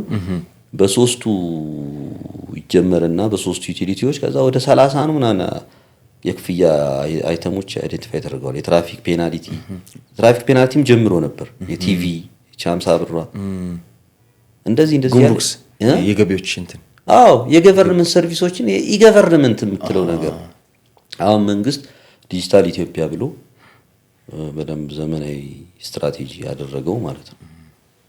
አልቋል። እንደውም የመጀመሪያው ያ ማለት ምንድነው መንግስት እንዲያውም አሁን ሞር በተሻለ እንትን ዲጂታል አይዲ ኮንሴፕት መጣ። አሁን ያቺ ለሁሉ አይዲ ነበረች ከሁሉም የሰርቪስ ጋር ተገናኝታ ሰውን የገቨርንመንት ሰርቪስ እንድትጠቀም የምታደርገው እንደ ቴክኖሎጂ ስቴጅ እኛ እንደነበርንበት በጊዜው ትልቅ መርታ ነው ማለት በቃ ትልቅ እንትኖችን አምጥቷል። የብዙ ሰዎችን መጀመሪያ ላይ አዌር ካለመሆን ሰው ብሎ ይሰለፍ ነበር፣ ይቆረጥብኛል ምናምን ብሎ ይጋደል ነበር በየሴንተሩ። ግን ከሆነ ሰዓት በኋላ ያ ነገር ይጠፋና ስሙዝ ሆኖ ነበር። በኋላ ያው አይ ቲንክ ከ5 ዓመት ምናምን እንደሰራ መሰለኝ ቆሞ። ከዛ በኋላ አልቀጠለም። ምንድነው አሁን የዲጂታል 2025 2020 ላይ ከመጣ በኋላ ናሽናል አይዲም አብሮ ገባ በዛው። ይሄ 2025 የዲጂታል 2020 ላይ የወጣው የዲጂታል 2025 4 ሴክተሮች ላይ አይደል መንግስት እንትን ማድረግ የፈለገው ይሄ ዲጂታል ቴክኖሎጂ ኢምፓክት እንዲያመጣለት የፈለገው የአግሪካልቸር ሰርቪስ ማኑፋክቸሪንግ እና የቱሪዝም ሴክተር ላይ እና ናሽናል አይዲን ኢምፕሊመንት ማድረግ ጀመረ በፕሮጀክት ኦፊስ አድርጎ መንግስት ማለት ነው። እና ያ ነው አሁን ናሽናል አይዲ ምንድነው አይዲያው? አንድ አይዲ ይኖራል። ከዛ ሰርቪስ ሁሉ እዛ ጋር አሶሺየትድ ይሆናል። ባንክ እንትን አይቀር በኋላ ምልክ እያደገ ሲሄድ ትራፊክ ስትቀጣ ወደዛው ነው እንትን የሚለው ቢልም ስትከፍል በዛው ነው። አንተ አይደንቲፋይ የምትደረገው በዛች ናሽናል አይዲ፣ በዛች አሻራ፣ በዛች አይን ብሌን ሌላ ሰው ባዮሜትሪክ አለው። ባዮሜትሪክ የአይን፣ የፊት፣ የአስር ጣት አሻራ ምናምን አይነት አለው። ስለዚህ ያ ኮንሴፕት ነው ይዛን አግሪጌትድ ሆኖ በሶስት ሰርቪስ ሆነ እንጂ አሁን ናሽናል አይዲ ብሮድ ሊያዘው ነገር ማለት ነው። ናሽናል አይዲ ይጠቅማል ይጎዳል? ሆልደሩን አይዲ ሆልደሩን እኔ ኮንስፓይሬሲ ቲዮሪስት አይደለሁም። ቺፕ ይቀብራሉ ምናምን ይደልታል። እኔ አሁን ብዙ ጓደኞች ያሉ በግል የማገኛቸው ሰዎች ፊር አላቸው እንትን ለናሽናል አይዲ መሰለህ አንዳንድ ነገር ኦዲ አማራጭ የሌለህ ነገር ላይ እንዲህ ነው ማለት አትችልም። ናሽናል አይዲ ግዴታ ነው በቃ በዚህ ጊዜ። እሺ ግዴታም ቢሆን እንደ ተጠቃሚ የሚያቀልልኝ ነገር ምንድነው እንዳልከው አሁን ንግድ ፍቃድ ለሚያወጣ ሰው ይጠይቃል። ታክስ ክሊራንስም አሉ አይደል? አንዳንድ ሰርቪሶች ያገባ ያላገባም እንደዚህ ወሳኝ ኩነትም አሶሺየት ያደርጋል። በጣም ተሳስሯል ይጠይቃል ነው የምልህ። አሁን ያንን እንደ ተጠቃሚ ነው የምልህ እንደ ተጠቃሚ እንደ ሲቲዝን ምንድነው የሚያቀልለት ይሄ ሁሉ ነገሩ ኢንተግሬትድ መሆኑ? ምን መሰለህ እኔ የማየው ማለት ነው እንዳልኩ ሌላ ይሄ ሰዎችን ኦፍ ኮርስ ያንተ እንትን መረጃ ከመንግስት እይታ አይሰወርም፣ ይበታተን ይሆናል እንጂ በቃ አሁን ናሽናል አይዲ ሲመጣ ኮንትሮል የሚያደርገ በዛ ነው በቃ የኒ ሰርቪስ እንትን የምትለው ምናምን። ግን እኔ ፖዚቲቭሊ ነው የማየው እንደ ተጠቃሚ አትሊስት ተጠቃሚ ቤኔፊቱን እንዘርዘር። አንድ አይዲ አለህ ማለት መንግስት ቤት ሄድክ ታክስ ስትከፍል እንዳልከው ንግድ ፍቃድ ስታወጣ ባንክ አካውንት ስታወጣ ከዚህ ነገር ጋር አሶሺየትድ ይሆናል። ከምንም በላይ ግን ስትራቴጂውን ብዙ በተወሰነ እንትን እንዳየሁት የኢኮኖሚ ምንድነው ሰስቴይኔቢሊቲን የማምጣት አላማ ነው ያለው። ኢትዮጵያ ውስጥ ተለምዶ 85% አግሪካልቸር ሴክተር ላይ ዲፔንድ ያደረገው ማህበረሰብ ሶሉሽን የሚያገኘው በዚህ ነው።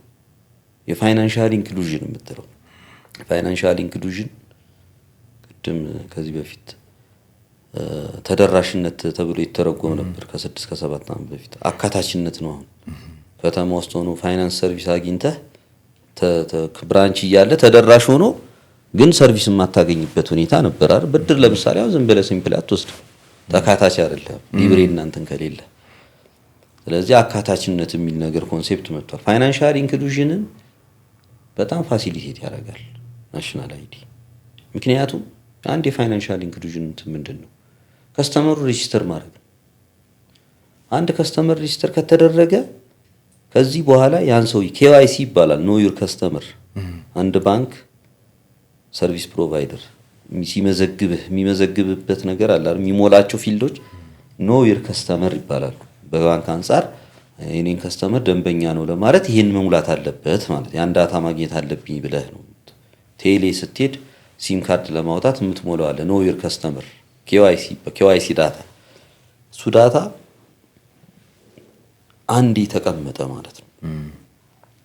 ከዛ እኔ አንተን ኔክስት ለምሳሌ ከዚህ በፊት ክፍያ ፋይናንሻል ቴክኖሎጂ ሰርቻለሁ ብያለሁ። ስለ ምንድነው የዲጂታል ሌንዲንግ ምቹ የሚል ፕሮዳክት ሰምታላር ከኮኦፐሬቲቭ ባንክ ኦፍ ኦሮሚያ ጋር እሱ ያለ ኮላተራል ማበደር ነው። በክሬዲት ስኮሪንግ የተወሰነ ፓራሜትሮች ለከስተመሩ ገብተው ቤዝድ ኦን ዛት የምታበድርበት ነው። ናሽናል አይዲ ይሄ ደግሞ ሞር እንትን ያመጣል። ያን ከስተመር ማለት አንድ ሰው ዲጂታል በሆነ ቁጥር በዛ አይዲ ሪፈር እየተደረገ ሰርቪስ ባገኘ ቁጥር ዳታ አኪዩሙሌት እያደረገ ነው የሚሄደው። ከዛ እዛ ላይ አሁን እዚህ ጋር እንደ ቢዝነስ ኬዝም ነው የማወራው። ለቢዝነስ እንትን ለሚልበት ኤአይ ቤዝድ ኢንፍራስትራክቸር አስቀምጠህ ናሽናል አይዲም ይሄን ያስባል ብዬ አስባለሁ። ምክንያቱም አሁን የእንትን ሰርቪስ ይኖራቸዋል፣ ኦተንቲኬሽን ሰርቪስ። አንድ ሰው ልክ ለምሳሌ ባንክ ይሄ ሰውዬ ነገሌ ነኝ ብሎ አካውንት ሊከፍት ቢመጣ ወደ ናሽናል አይዲ ነው ፎርዋርድ የሚያደርገው። ይሄ ሰውዬ ናሽናል አይዲ ላይ ያለው እንትን ምንድን ነው? አዎ ልክ ነው፣ አሻራው ልክ ነው፣ ጄኒውን ፐርሰን ነው ብሎ ሪስፖንድ የሚያደርገው ኦተንቲኬሽን ሰርቪስ ይኖራል ማለት ነው። ስለዚህ ይሄ ዳታ አኪዩሙሌት እያደረገ ሄዶ አናሊሲስ ሰራና ፕሮዳክት ዴቨሎፕ እያደረግ ትሄዳል። ክሬዲት ነው የምሰጠው እንደምሰጠው ወጥቷል እንትን በዳታ ላይ ቤዝ እያደረገ ነው እና የምንም ነገሮች መነሻ ቁልፍ ነው ናሽናል አይዲ። በቃ አሁን ወደ 10 ምናምን ሚሊዮን ሲቲዝን ደርሷል ይመስለኛል እና ሬጂስተርድ የተመዘገበ ማለት ነው። በእንትን ላይ ፈጠነ መሰለኝ ፈጠነ 10 ሚሊዮን በዚህ አጭር ጊዜ ውስጥ 11-12 ሚሊዮን የሚል ሪፖርት አይቻለሁ። 3-4 ዓመት እኮ ነው። ብዙ መስሪያ ቤቶች ላይ ብዙ አገልግሎቶች ላይ አስገዳጅ ስለሆነ ይሆን እንዴ? አዎ አሁን እንዳልኩ ፈቃድ የወሰደ ሰው ብዙም አድቫንቴጁን የምታየው ከኢኮኖሚ ሰስቴን ከማድረግ ፖቨርቲ ሪዲዩስ ከማድረግ አብዛኛውን ኢትዮጵያ እንዴት አድርጎ ከዛ አንጻር ነው እኮ ናሽናል አይዲ እንትን ማለት አንድ ሰው አዌር ባረከው ቁጥር ፕሮዳክት እኮ ይዘህለት ልትመጣ ነው። ከዛ አሁን ለምሳሌ እኛ ሀገር ያለ አብዛኛው አርሶ አደር ወይም አርብቶ አደር ምን ሪስክ አለበት? ተፈጥሯዊ ሪስክ አለበት አይደል? ዝናብ አጠር የሚባል አለ ወይ ከብቶቹ ይሞታሉ ምናምን ወይ እህል ፕሮዳክሽን አይኖረውም። ስለዚህ ምንድነው የምታደርገው? የኢንሹራንስ ፕሮዳክት ሰጠዋለህ ማለት ነው። ኢንሹራንስ ዳታ ላይ ቤዝ አድርገህ አናላይዝ አድርገህ አለ የተጀመረ እንትን እኛም ከዚህ በፊት የሰራንበት እንትን ነበር። አናሊቲክስ ሰርተህ ለዚህ ኤሪያ ላይ እንደዚህ አይነት ኢንሹራንስ እንደዚህ አይነት አደጋ ስላለ የሆነ የሳተላይት ዳታ ምናምን ተወስዶ እኮ አናሊቲክስ ይሰራል። ስለዚህ ያን ሰውዬ የኢንሹራንስ ተጠቃሚ እንዲሆን ታደርገዋለህ ገበሬውን። ከምንም በላይ ደግሞ የፋይናንስ ተጠቃሚ ብድር እንዲያገኝ ታደርጋለህ። ምርጥ ዘር እንዲገዛ፣ ማዳበሪያ እንዲገዛ። ከዛ ደግሞ ትሄድና የሄልዝ ላይ አለ ዲጂታል ሄልዝ ላይ ባይዞ የተወሰነ ፕሮጀክት ሰርቼ ነበር ባለው ከሚኒስትሪ ኦፍ ሄልዝ ጋር እኔ የሆኑ ካምፓኒዎች ጋር አብሮ ቲም ሆኜ ማለት ነው ፕሮጀክቱን በመቅረጽ ዲጂታል ሄልዝ ጤና ጣቢያና ይሄ ምንድነው ጤና ኬላዎች ላይ ዲጂታሊ መክፈል እንዲችል ፔሸንቱ እና የባንክ ተቋማት እንዲቀበሉለት። ከዛ ኢንሹራንስ ደግሞ የኮሚኒቲ ቤዝድ ኢንሹራንስ ሰርቪስ የሚሉታል። አውቃለሁ። እሱን እንደገና ፕሪሚየም ሲከፍል እና ኢንሹራንስ ሰርቪስ ሲያገኝ ዲጂታይዝ እንዲደረግለት እንደዚህ ነው። አሁን ፓይለት እየተደረገ የማህበራዊ ዋስትና የጤና መድን ማለት የጤና መድን አለ። ስለዚህ ካርዱን ኦንላይን እንዲያወጣ ማለት ነው። ካርድ ነው ብዙ ያን ካርድ እኛ እንዲያውም ሪኮመንድ ያደረግነው ካርዱን በተለያየ እንደኛ ሶሺየት ካርዱ የኢንሹራንስም የምንም እንዲሁ ከዛ ኢቫፖሬት እንድታደርግ ማለት የካርድ ወጪ ሰምቲንግ አሁን ይሄ ናሽናል አይዲ ቢሆን ብለህ አስበው ማለት ነው። ይሄ ሰውዬ ናሽናል አይዲ ቢኖረው ኢንሹራንሱንም ባንኪንጉንም የጤናቱንም ምኑን እዛው ተጠቀመ ማለት ነው። ሰውየው ማን ነው አይደለም የሚለው ነገር እኮ ነው አንዳንዴ ፕሮሰስ የሚፈጀው። ማንነቱን አወቅ፣ መብቱን ታውቃለህ፣ ኤሊጂብል ነው አይደለም፣ ታክሞ ተጨርሶበት ከሆነ ገንዘቡን ካርዱ ላይ ካልተጻፈ አሁን እዛ ጋር ታክሞ እንኳን ካርድ ላይ ዳታ ከሌለ ኖርማል ካርድ ካልታከመን ብለህ ታመጣው ትችላለህ ማለት የሆነ ኮታ የሚባል ነገር አለ።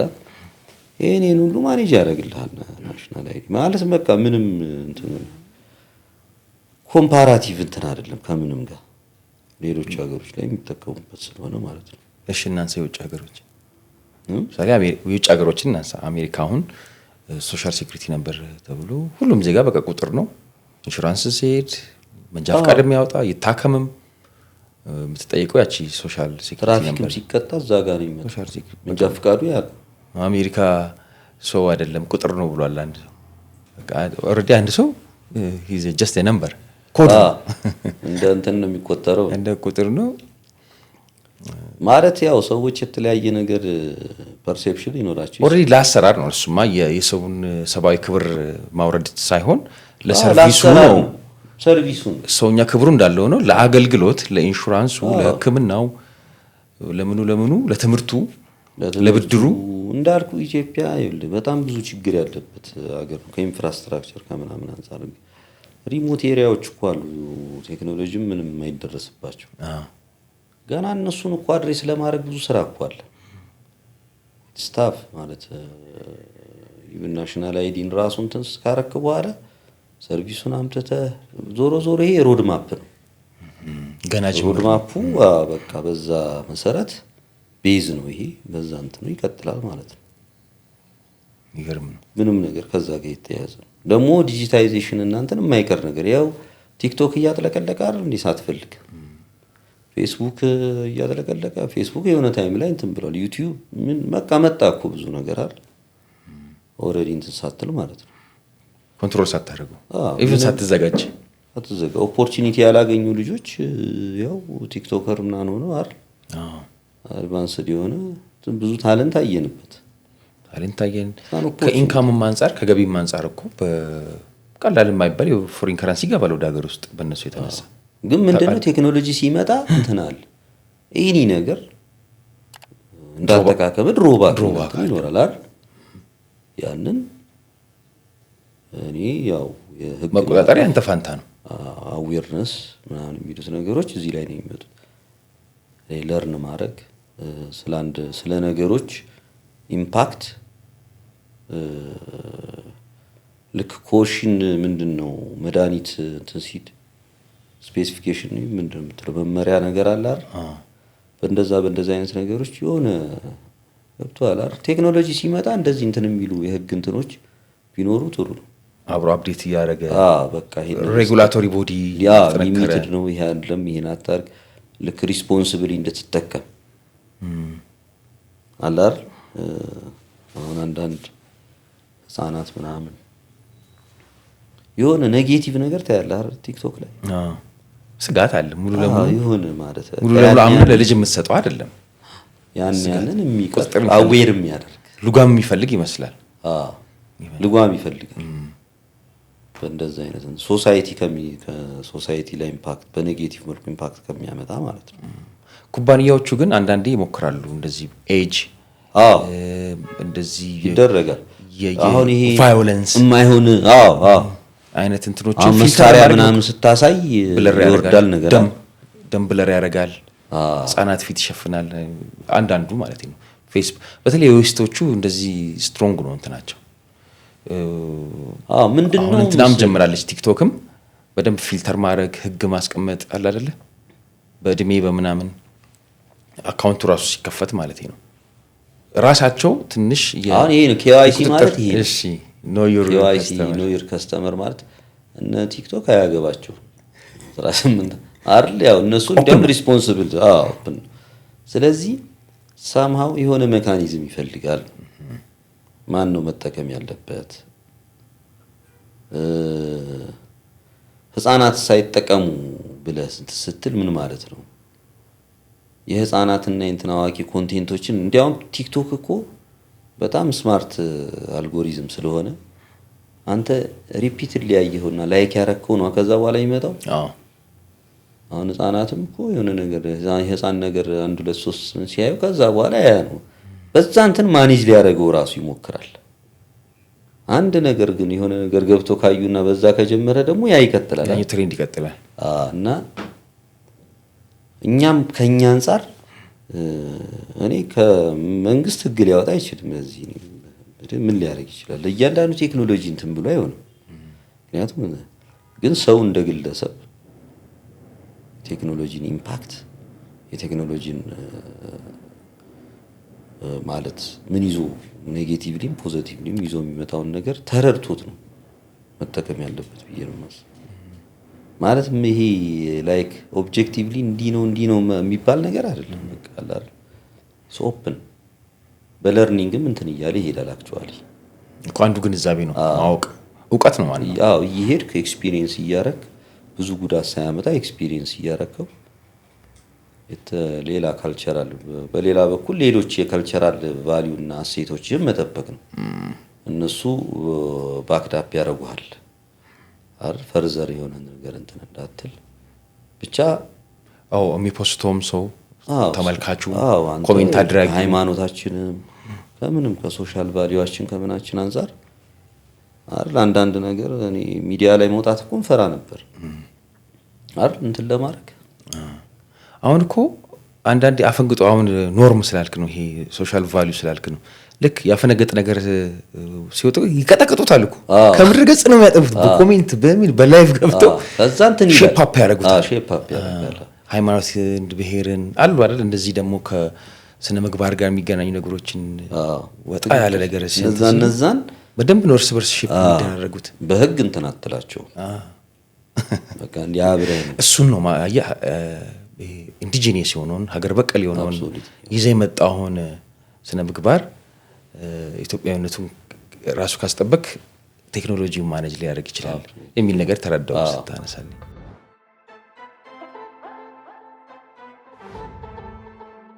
በእናንተ ፊልድ ደግሞ ሳይበር ሴኩሪቲ የሚባል ራሱን የቻለ ደግሞ አንድ ኮንሰፕት አለ። ቀላል የማይባል ራሱን የቻለ ደግሞ ትምህርቶችም ያሉት ስልጠናዎች ያሉት አጭርም ረጅም ጊዜ ስልጠናም አንዳንዴ እስከ ፖስት ግራጁዌትም ደርሷል መሰለኝ ውጪ እንደዛ ሰምቻለሁና ገንዘባችንን እንግዲህ እንደ ልብ ወደዚህ መቃየር ማንቀሳቀስ ጀምረናል። ዳታዎቻችን ተሰብስበው አንድ ቋት እየመጡ ነው። የጤና ዳታም የኮሜርስ የማርኬቲንግ የምኑ የተሰበሰበ ነው። የግብርናችን አለ አይደለ የፋይናንሳችን እንደምታውቀው ነው። ከዛ ደህንነቱ አሳሳቢ ነው።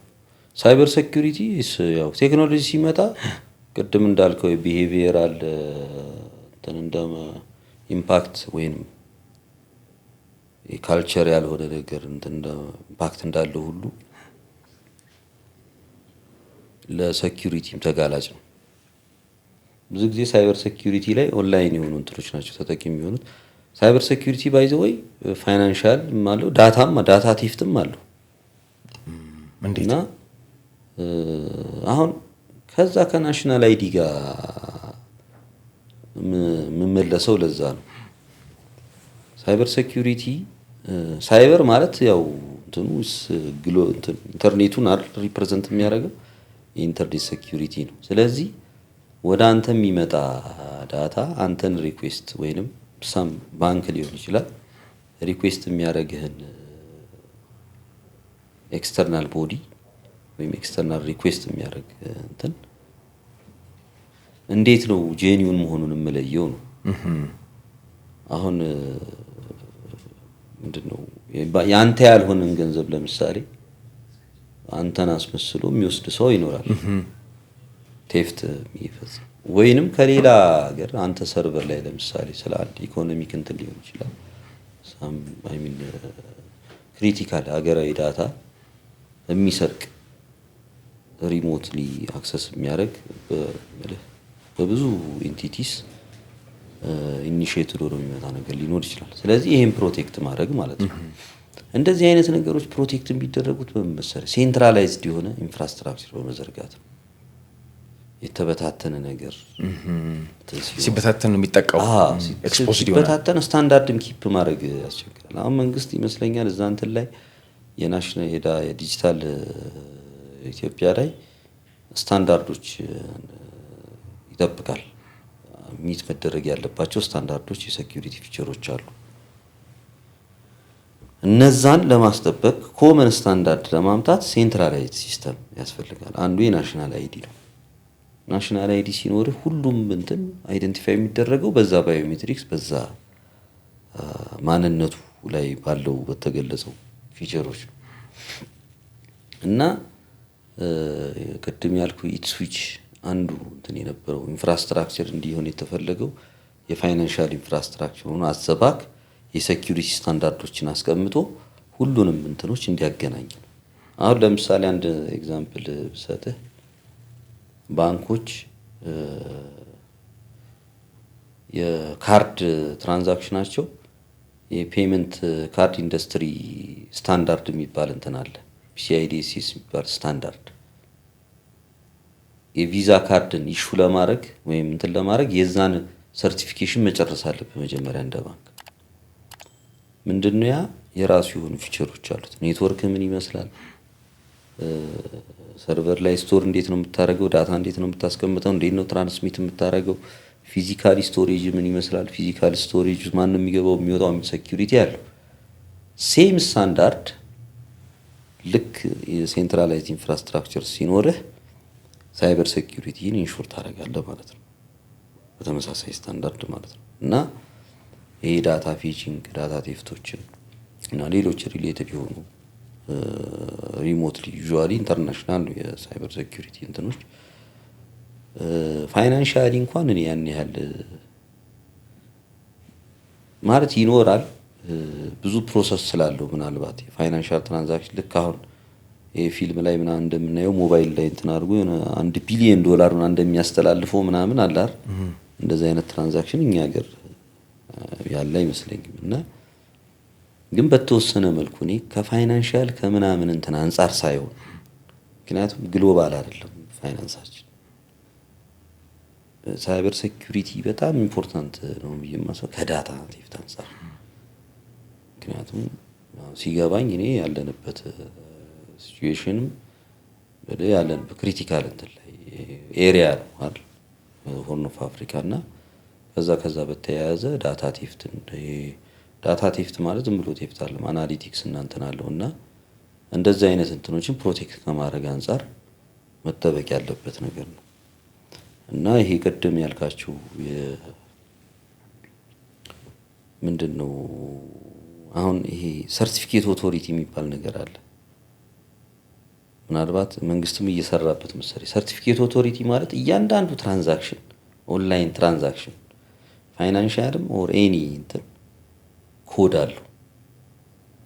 ፐብሊክ ኢንፍራስትራክቸር በሚባል እንትን ላይክ ፕላትፎርም እያንዳንዱ ትራንዛክሽን እያንዳንዱ የምንቀባበለው ኮሚኒኬሽን ያ ሰርቲፊኬት ኦቶሪቲ የሚያውቀው ሆኖ ማለት ነው። ከዛ አሁን ሳይበር ሴኩሪቲ እንደዚህ ነው እያጠናከርክ የምትሄደው። ሰርቲፊኬት ኦቶሪቲ ያስፈልጋል እዚህ አለ በቅርቡ እንትን ይባላል ብዬ አስባለሁ። መንግስትም እየሰራበት ነው። እና በእንደዚህ እንትኖች ነው ስታንዳርዶችን በማስቀመጥ ፐብሊክ ኢንፍራስትራክቸርን በማስቀመጥ እና ሴንትራላይዝድ የሆኑ እንትኖችን ኢስታብሊሽ በማድረግ ኢንሹር ማድረግ ይችላል ሴኩሪቲ። ግን ፊውቸር አብሮ ያው ሴኩሪቲ አብሮ እያደገ ነው የሚሄደው ከሰርቪሱ ጋር አብሮ ማደግ አለበት። ጥንቃቄው ሁሌ ነው በቃ ከአዌርነስም ጋር ሞር ደግሞ እንደዚህ አይነት ነገሮች የሚፈታ ሁሌ ስታንዳርድ ነው። ምንም ነገር ስትጠቀም ኮመን ስታንዳርድ ሎካል ስታንዳርድ እንዲኖር ማድረግ። ኢንተርናሽናል ስታንዳርድ አለ፣ ሎካል ከራስ ኮንቴክስት አንፃር የምታስቀምጣቸው ስታንዳርዶች እና ፓራሜትሮችን አስቀምጠህ ኢንሹር ማድረግ ትችላለህ። ዳታ ቴፍት ያልከው ዳታ ቢሰረቅ ምንድን ሊጎዳ የሚችለው ምን ሊያሳጣን ይችላል? ያው ፖለቲካል፣ ኢኮኖሚካል ፖለቲካሊ ገብቷል። የሚሊተሪ ዳታ ይኖራል፣ ኢኮኖሚክ ዴታ ይኖራል። ላይክ አሁን ለምሳሌ ከአባይ ግድብ ከምናምን ኢቨን ኢትዮጵያ ውስጥ አሁን ፎር ኢንስታንስ ስታቲስቲክስ ኤጀንሲ የሚያስቀምጠው እንትን አለ በየጊዜው የሚያስቀምጠው የስታቲስቲክስ ባለስልጣን የሚያስቀምጠው ዳታ የለም አለ። ከፖፑሌሽን አንፃር ፕሮዳክሽን ብዙ ነገር ከአግሪካልቸር አንድ እንትን ያው ምንም ሚስጥር ሲገኝ አይደል ፈርዘር ለሌላ እንትን የምትዳረገው መረጃ። አሁን በዚህ ጊዜ እኮ ዳታ ሮ ዳታ ሲመጣ አናላይዝ ይደረጋል። አናላይዝ እንዴት እንደሚደረግ አታውቅም። ከዛ ለምን ጥቅም እንደሚያውሉት ኤአይ ማለት አሁን ያው ኤአይ እየተባለ ነው አይደል? ያ ኤአይ እንደውም አስቤልህ ነበር አንድ ስለ ኤአይ አነሳላለሁ ብዬ አስቤ አርቲፊሻል ኢንተሊጀንስ ዳታ አናሊቲክስ ነው ዋናንተ እንዴት አይነት አልጎሪዝም እንደሚሰራ አንተ አታውቅም። ይሄን ዳታ በሰጠው እኮ እንዲያደርገኝ የምትለው ነገር አለ። የሆነ ዳታ ሌላ ነገር ይኖራል። ስሩ ታይም ያስቀምጠዋል። በሂደት ምን ይዞብን ነው ይመጣ አታውቅምና አይደንቲቲ ቴፍት ምናምን አሁን የምንለው አላ ሎካል አይደንቲቲ ቴፍት ያንተን አይደንቲቲ ነው በውስጥ ያንተን ፐርሰናል ነገሩ ተጠቀማለሁ ማለት ነው። ጀስት ላይክ ዛት ነው አሁን እንደ ሀገር ከዛ በሀገር ደረጃ ማግዘፍ ነው። ኢትስ ቬሪ ዚስ ዴይስ እኮ አሁን ቴክኖሎጂካል ዋር ነው እየሆነ የሚለው አይደል? አሁን ማለት በቴክኖሎጂ መብለጥ ነው ያንድን ሀገር ሰርቫይቫል የሚያስቀጥለው። ድሮን ምናምን እኮ ቴክኖሎጂ አይደል? ሴኩሪቲ ወደ ከሴኩሪቲም ጋር ከምንም ጋር አያይዘህ ምንም ቴክኖሎጂ ትሰራለህ፣ የበላይነት ይኖራል ማለት ነው። የግድ ያው በጥይትና በእንትን ባትዋጋም ማለት ነው። እና በሂደት ኢቬንቹዋሊ የቴክኖሎጂ ሴኩሪቲ በቴክኖሎጂ የራስን እንትን ማምጣት ምንም ከሳይታል የሚተፈታ ነው። በቃ ማድረግ አለብህ ሁሌ። አሁን አንተ አንድ ሲስተም ከውጭ እዚህ የምናደርገው ነገር የለም እንኳን ማውላን አምጥተን ቲክቶክ ይመጣል ይኸው እንዴት እናድርግ እንደኛ እንዴት ኮንቴክስቹዋላይዝ እናድርገው ምናምን ነው የምንለው። በቴክኖሎጂ እየዳበርክ ስትሄድ የራስህን ነገር እያረክ እያመጣህ ትሄዳለህ ማለት ነው። ስለዚህ ከዛ አንፃር ነው ራስን ፕሮቴክት ማድረግ ያለብህ፣ ኢምፓክት እንዳይመጣ ማድረግ ያለብህ። እኩል መሄድ ያለበት ስራ ነው የሳይበር ሴኩሪቲ። አብሶሉትሊ ደህንነት ጥንቃቄው ምናምን። እነዛም አይተኙማ የሚጎረጉሩትም ካንተ እኩል ነው የሚለፉት። ደግሞ ለመጣስ ሰብሮ ለመግባት ሪፖርት አልሰማም የሆነ አንዴ በዜና ነው ምናምን ይሄን ያህል ሳይበር ሴኩሪቲ የሆነ ሪፖርት ወጥቶ ነበር፣ ሙከራ ተደርጎ ሙከራ ምናምን በቃ ይሄ ማለት ነው። አንዳንድ እንደውም አይጠብቁ መስሪያ ቤቶች ናቸው በተደጋጋሚ አቴምፕት የተደረጉት። ቴሌ ዋነኛው ነው። ጤና ላይ ምናምን መከላከያ ላይ በተደጋጋሚ ተሞክሮ የከሸፉ ተብሎ ኢንሳም ያወጣል እንደዚህ አይነት ይወጣል፣ ኒውስ ሪሊዞች ይወጣሉ።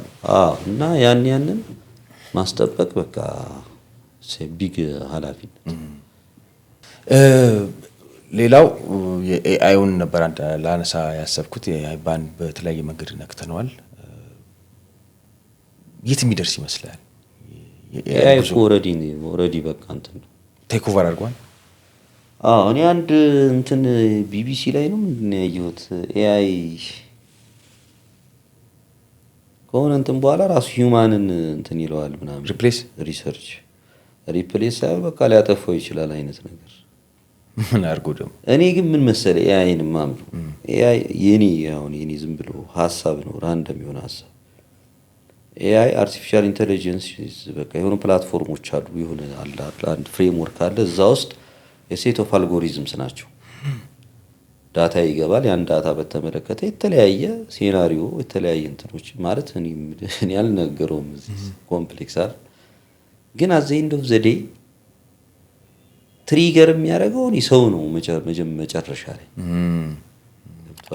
ራሱ ኦፐሬት አያደርግም፣ ራሱ ራን ያደርጋል ምናምን፣ ግን ሶርሱ አት ቲፕ ፖይንት ሰው ነው።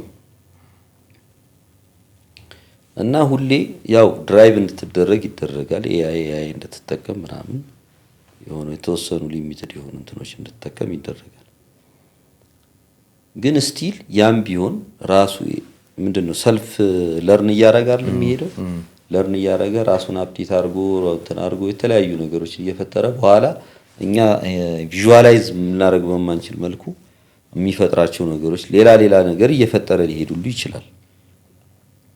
ግን አትዘይንት እኔ ምንድነው የሆነ ታይም ላይ ሙሉ ለሙሉ የሰው ልጅ እንትን ኮንትሮል ያደርጋል ምናምን ብዬ አላምንም። ምክንያቱም በተወሰነ ሌቭል ያ ኤአይ ፕላትፎርም ራን እያደረገበት ያለውን እንትን ማኔጅ የሚያደርገው አንድ እንትን ደግሞ አለ፣ የሆነ ሰው አለ። ገብቶሃል አይደል? ኤአይ መስራት የሚችለውን አድቫንስድ የሆነ ነገር ሁሉ መስራት ይችላል፣ ችግር የለውም። ብዙ ነገር ራሱ ክሬት እያደረገ እያደገ ይሄዳል። ግን ትልቅ የሰው ልጅን ተክቶ የሰው ልጅን ሊያጠፋው ይችላል የሚል ኢምፓክት ላይ ከሚደርስ ግን እዛ ደረጃ ይደርሳል ብዬ አላምንም።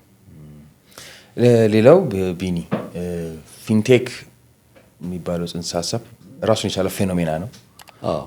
በተለይ በሀገራችን ደግሞ በተለያየ መንገድ ከነካካናቸው ጉዳዮች አንጻር ያመጣሉ ለውጥ ፈጣንና የብዙ ኢትዮጵያውያንም ደግሞ ላይፍ ቀይሯል። ቅድም ካነሳናቸው የኤቲኤሙ ሰልፍ፣ የመብራት መክፈያው ሰልፍ፣ ብዙ ነገር ሱፐር ማርኬትም ሰልፍ ነበር። ፎርዛት ማታ ገበያ ወጥተን ብር ተሸክመን መጣልም መጭበርበርም ስንት ነገር ያለበት መሰረቅም ጠፍቶ አሁን በቃ ስልኩን ይዞ ሄዶ ከፍሎ የሚመጣበት ብዙ ነገር ቀንሷል። ወደፊትስ ምን ይታያል? ምንስ ይቀራታል እንደ ሀገር ከፊንቴክ አንጻር?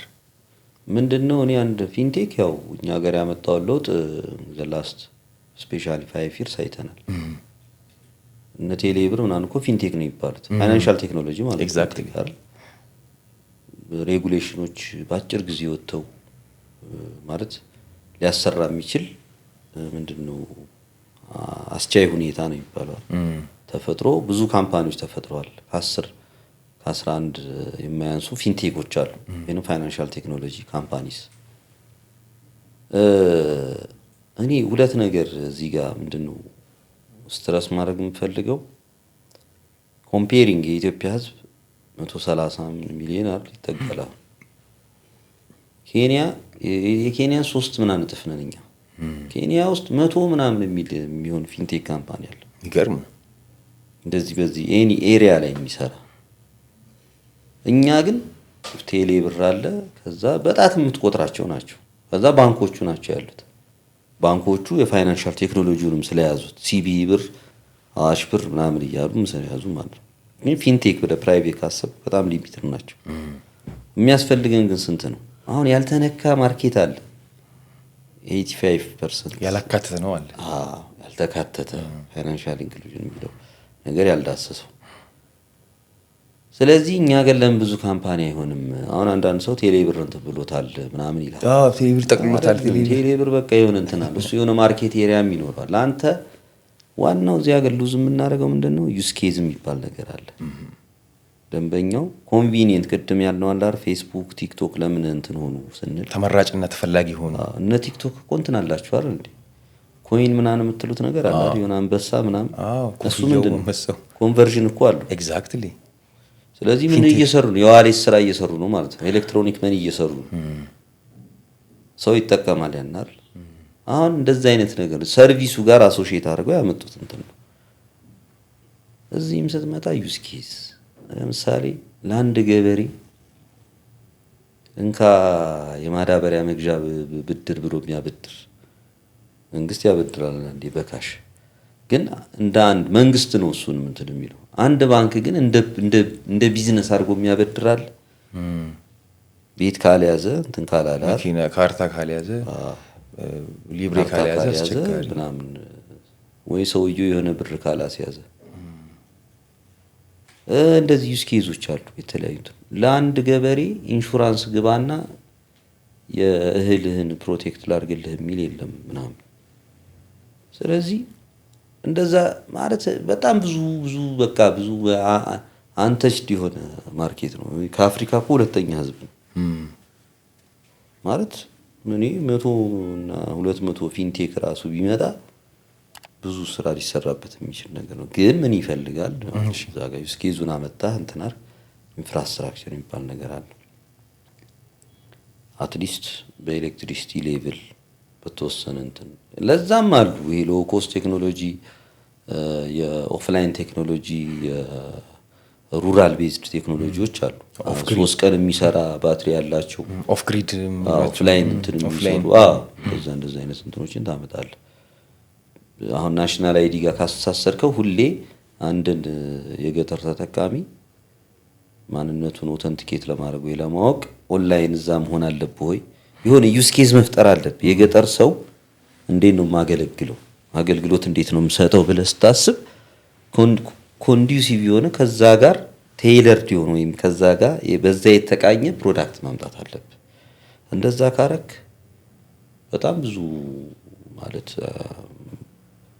ኤኒባዲ ካን ቢ ፊንቴክ ኤንድ ብዙ ነገር መስራት። ሁሉም ከተማ ላይ አይደል የተከማቸው? አረ ያው መርካቶ እኮ ከወረዳ ከተማ በኋላ ሁሉም መርካቶ ነው። ታርጌቱ መርካቶ ላይ ነው። ኦንላይን እንትን ስትል ገብቷል። የሆነ ሰው ለምሳሌ እሺ በቴሌብር ትራንስፈር አደረግ። በቴሌብር እኮ መጀመሪያ ካሽ ይፈልጋል። ዲፖዚት ይፈልጋል።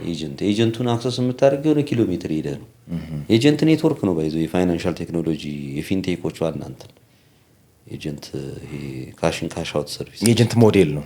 ኤጀንቲንግ ሞዴል ነው። ያን ኤጀንት ሞዴል ነው አሁን ኤክስፓንድ አድርገህ ስኬል አድርገህ ወደ ስልክ ያወረድከው ወደ እንትን ማድረግ ሶፍትዌር።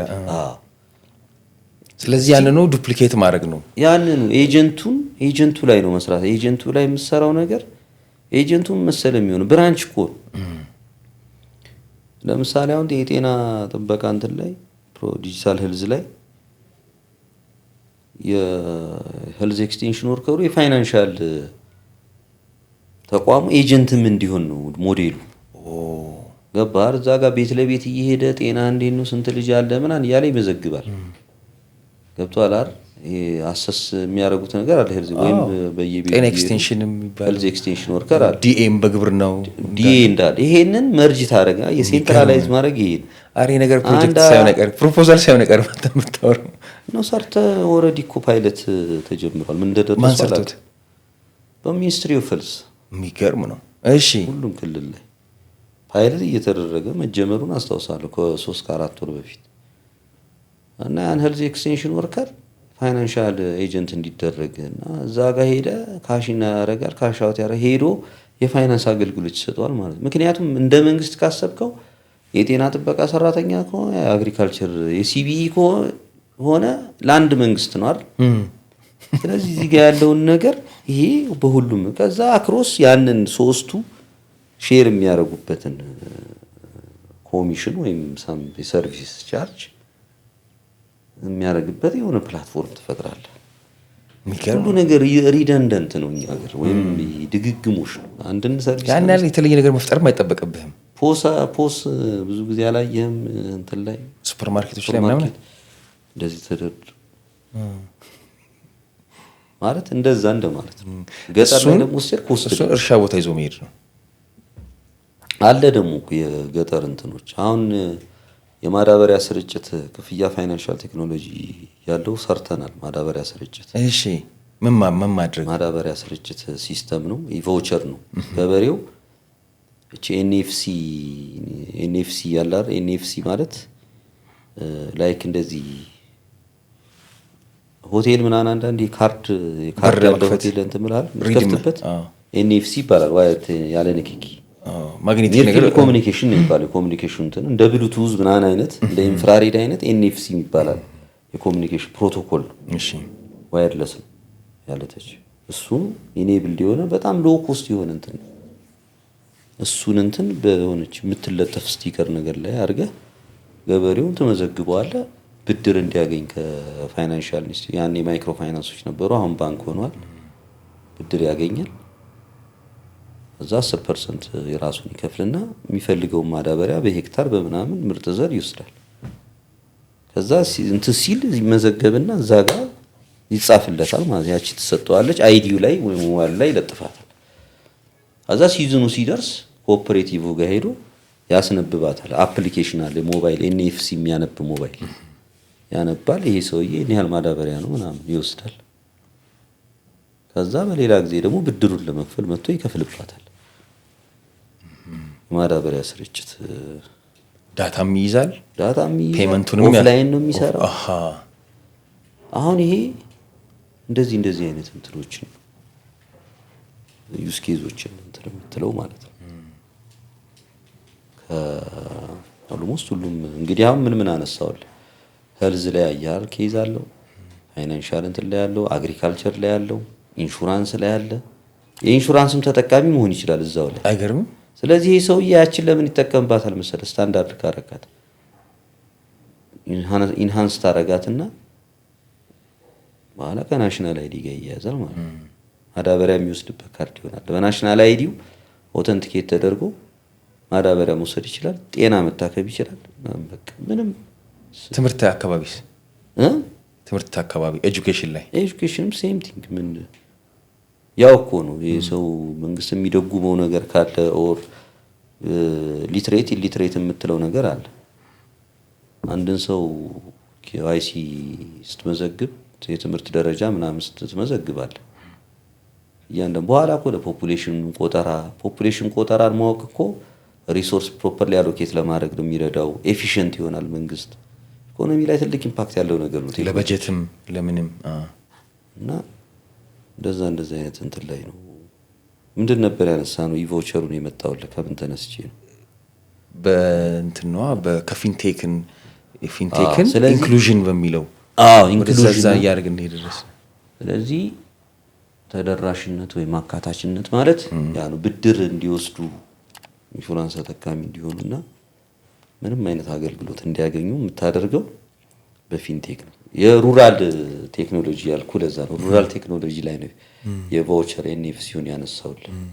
የሆነ ታይም ላይ እኮ በፀሐይ ብርሃን ሰራንቶች ምናምን መጥተው ነበር አይደል? ሶላር ፕሌቶች ያው ደመና ሆነ መሰለኝ ብዙ ግን አለ አሁን ቴክኖሎጂ አለ። ከዛም መሰለ ኢኖቬሽን እየተጠቀምክበት ስትመጣ እኮ ነው አንተ። አሁን ብዙ እኮ ኢኖቬቲቭ ሰው አለ እዚህ ሀገር፣ ብዙ ነገር ይሰራል ገና። ቴክኖሎጂ እየመጣ ሲል እየዳበረ ሲል ራሱ ደግሞ የራሱ ፕሮዳክት እየፈጠረ ይሄዳል ማለት ነው። ይሄው ቲክቶክ ላይ ስንት ተአምር እንደሰሩት ማለት ነው። ቤት ውስጥ የሚሰሩትን ይሄ ዳንሱ ምኑ ፑሻፑ እንዳለ ሆኖ ብዙ ፈጣሪ ልጆች ምርቶቻቸውን በዛ ይሸጣሉ። ከባልትና ጀምሮ ታውቃለህ። ውድወርኩን ምናምኑ ፔይንቱን የማይሰራ ነገር የለም። ገልበጥ አድርጎ የአራዳ ልጆች ፊንቴክ እና የፊንቴክ ኢምፓክት ቀላል አይደለም። የፋይናንሻል ኢንክሉዥንን ደግሞ ኢንሹር የምታደርገው በዚህ በፊንቴክ ቴክኖሎጂ። ይሄ ዋሌት ምናምን የመጣው እኮ ኤሌክትሮኒክ መኒ የሚለው ቴሌ ብራውን እንትን የሚሰራበት ሞዴል የፋይናንሻል ተደራሽነት አፍሪካ ውስጥ ነው በብዛት። አፍሪካ፣ ህንድ ምናምን፣ ፓኪስታን፣ አውሮፓ ምናምን እንደዛ አይነት ነገር የለም። ወረድ በካርድ የተደረሰበት ስለሆነ ኢንፍራስትራክቸሩም ላንድ ላይ ነው። ቴሌፎኑ እንደምታውቀው ነው። ይገርማል። ኤምፔሳ የዛሬ ምናልባት 10 ዓመት 11 ዓመት ኬንያ ላይ በጉሊት ደረጃ ካርድለስ ሲባል ብርቅ ነበር። እንደ ጉድ እንደ ሚዲያ እንደ ዜና ነበር የምናወራው በየሚዲያው እና አሁን እሱም ራሱ መጥቷል። ነዳጃችን ሳፋሪኮም ነው አይደል? የሳፋሪኮሙ እንትን ዋሌቱ ማለት ነው ዋዌር ሆኗል። እንዳልኩ ቴክኖሎጂን እንትን ብሏል። ፌስቡክን ምናምን የሚጠቀም ነው ገጠርም ሆኖ ምናምን ቴክኖሎጂን በቃ ይረዳዋል ምን እንደሆነ። አሁን አፕሊኬሽን አንድ ነገር ሲመጣ እንዴት ይሰራል ምናምን የሚለው ጊዜ ሊወስድበት ይሆናል እንጂ ቴክኖሎጂ ምንድነው የሚለውን ግን ያቀር ደግሞ ትልቅ ነገር ማንከዳ ሆቴል የሚሰራው ተንቀላል አይደለም። የኔትወርክ ፔኔትሬሽን የሞባይል ዝርጋታው በጣም ይገርም ነው። ትልቅ ኢምፓክት ነው ያመጣው። የሚገርም በየወረዳው በየቃውን እኮ ከዚህ 40 ምንጭ አርፈ ጂንካስ የሌለበት የለም አይሰራም ትላለህ። በቃ ይኸውልህ እዚህ እኮ አይሰራም ዱከም እንዳለፍክ አይሰራም። አሁን ጥቂት ሬር የሆኑ ቦታዎች ናቸው እንጂ በአብዛኛው ቦታ ተደውሎ ትላለህ እና መሸለም የለም ታገኛለህ። መሸለም ይሄም ራሱ እኮ ኢንክሉዥን ነው። ኢንክሉዥኑ ኢንፍራስትራክቸር እኮ ነው፣ ፕላትፎርም ነው የሚዘረጋለት ብዙ ምቹ ሁኔታ ይዘረጋለት። ከዛ አንተ ፋይናንስን ከተተበት ኤዱኬሽን ላይ ራይድ ታደርጋለህ። ኤግዛክትሊ ያ ነው ፋይናንሻል ኢንክሉዥን። ግን እንዳልኩ ፋይናንሻል ኢንክሉዥን ተደራሽነት ነበረ ትርጉሙ እኛ ሀገር ራሱ በማዳረስ በሚለው ነው። ማዳረስ በሚለው ምን ኮንሴፕት ነበር? እኔ የማስታውሰው የዛሬ 10 ዓመት ምናምን ሰዎችን የፋይናንስ ሰርቪስ ሰጥተህ ዲፖዚት እንዲያረክ ካረከው ፋይናንሻል ኢንክሉዥን ተሟላ ነበረ። እምልህ በዶነሮችም ምናምን የሚታሰበው እንደዛ ነበር።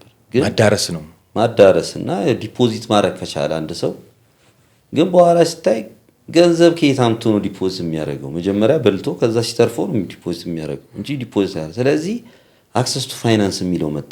አክሰስ ቱ ፋይናንስ የሚለው ሲመጣ ደግሞ ምን ማለት ነው? ፋይናንስ አድርሰሃል አይደል? ኤጀንት አስቀምጠሃል ወይ ምናምን። ኢቭን ከተማ ላይ እኮ ነገርኩ ቅድም፣ አንተ ብድር ብትወስድ አንተ ትወስዳለህ አረቤት ይሄን ምናምን አስይዘህ ካልሆነ ወይ መኪና እሱንም ገና ተገምቶ ትንሽ ገምቶልኝ ማለት ነው። ቤት ተካተትከው በዲፖዚት ብቻ ነው። የባንኩን ሰርቪስ ሙሉ አታገኙም። በቃ ለምንድን ነው የማትበደረው? በእርግጥ ባንኩ ማለት ያው ይፈልጋል ዳታ፣ ክሬዲት ስኮር መደረግ አለብህ። አሁን በዳታ ልክ ምቹ ላይ ተሰራ ያልኩ አንተም በአንዳንድ እንትኖች በነበረ ዳታ ኢቫሉዌት በማድረግ ኤሊጂቢሊቲን ሂስትሪን ምናምን ብዙ ፓራሜትሮች አሉ መበደር ትችላለህ። ግን ዞሮ ዞሮ አካታችነት የሚለው ያ ነው። ለምሳሌ በአሻራ የሚጠቀም ሰው የናሽናል አይዲ እንትን አሁን አንዱ ኢንክሉዥን ነው። የናሽናል አይዲ አንድ ሂሳብ ምድር እጅ የሌለው ሰው አሁን እንዴት ነው የምትመዘግበው? በአይን ማካተት አለብህ ግድ አይደል? የሚገርም የአይን ብሌን አለ። አካታችነት ማለት ያ ነው። የሁለት እጅ አሻራ ብሎ መስፈርት አስቀምጦ መመሪያው ላይ አንድ የሁለት እጅ አሻራ ብሎ መመሪያ አስቀምጦ አንድ እጅ ባይኖረው ሁለቱም ባይኖር ማለት ብዙ ነገር አለ። ከዛ መመሪያ አይፈቅድም ብለህ ያን ሰውዬ የምታስተናግድበት ሚንስ መፍጠር ማለት ነው። በፋይናንሻል ኢንክሉዥንም እንደዛ። ስለዚህ ኢንክሉዥን የምን ኮንሴፕት ሆኖ እንትን አለ ፊዚካሊ መድረስ የመጀመሪያ ስቴፕ ነው። ከዛ በኋላ ግን ምን ማድረግ ፕሮዳክት ማምጣት ዩዝ ኬዞችን ሰዎች እንዲጠቀሙበት ማድረግ ማለት ነው።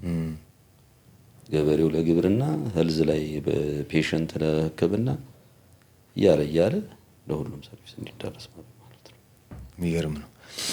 ሌላኛው እንደው ከአንተ ጋር ስንገናኝ ያነሳዋለሁ ብዬ ያሰብኩት አሁን ይሄ ዩዝ ኬዝ ብለህ አሁን በጨዋታችን ያነሳው ጽንሰ ሀሳብ ሌላ ቨርዥን ደግሞ አለው። ቲክቶኩ ሶሻል ሚዲያው እንዳለ ሆኖ ጌሚንግ፣ ቤቲንግ፣ ፕሪዲክሽን ምናምን የምንላቸው ብዙ ተመልካቾቻችን ይረዱታል ብዬ አስባለሁ። ብዙ ቤት ገብቷል፣ ብዙ ሰዎች እጅ ቁማር በለው እኔ አላቅም እንግዲህ ቋንቋውን። እሱ አካባቢ ያለው ፌኖሜና ኢሎተሪንግ አለ። በቴሌም ራሱ ብሔራዊ ሎተሪም የቀያየራቸው ነገሮች አሉ። የውጭ ኳስን፣ ግመል ውድድርን፣ የውሻ ውድድር ሁላ እንደዚህ ያለ አይደለ? ጨዋታም አይነት ኤለመንት አለው። እሱ ጋር ያለውን ነገር እናንሸራሽረው እስቲ። እኔ ያው ሱስም አለው እኮ ቢኒዬ፣ እኔ በቀላልም አላየሁትም። ጌም ነው እንደ ሱስ እንደ ሶሻል ፕሮብለም የሚያነሱ ሰዎች አሉ። ሰፊ ነው ለማለት ነው። በኃላፊነት መጫወት የሚባል ኮንሴፕት አለ። በኃላፊነት ካልተጫወትክ ማለት ካላጫወተህ በኃላፊነት መጫወት ሲባል ከ18 ዓመት በታች አንድ የሆነ እንዳታጫውት ማለት ከ18 ዓመት በታች። እንደገና ደግሞ አንድ ሰው ሊሚትድ በሆነ እንትን በቀን ብዙ ገንዘብ የሚያጠፋ ከሆነ መገደብ አለብህ። እውነትህን ነው። ይሄማ ከባድ ኃላፊነት ነው መሆን አለበት። ምን መሰለህ አሁን ዞሮ ለዚህ ነው የምልህ ሴንትራሊ አንድ ኢንፍራስትራክቸር መኖር ገብቶሃል አይደል? አንድ ሰው ፋይናንሻል ሲስተምህም በአንድ ቦይ ነው የሚሄደው ማለት ነው። አንድ ሰው ህጋዊ የሆነ ባንክ ላይ ዊዝድሮ እያደረገ ወደሆነ ፔመንት ጌትዌይ ወደ ቤቲንግ የሚሄድ ከሆነ ይህ ሰውዬ መከልከል አለበት ብለህ ከዛ ኢንፎርስ ታደርጋለህ ማለት እኔ ያን ያህል ከባድ ነው ብዬ አላስብም።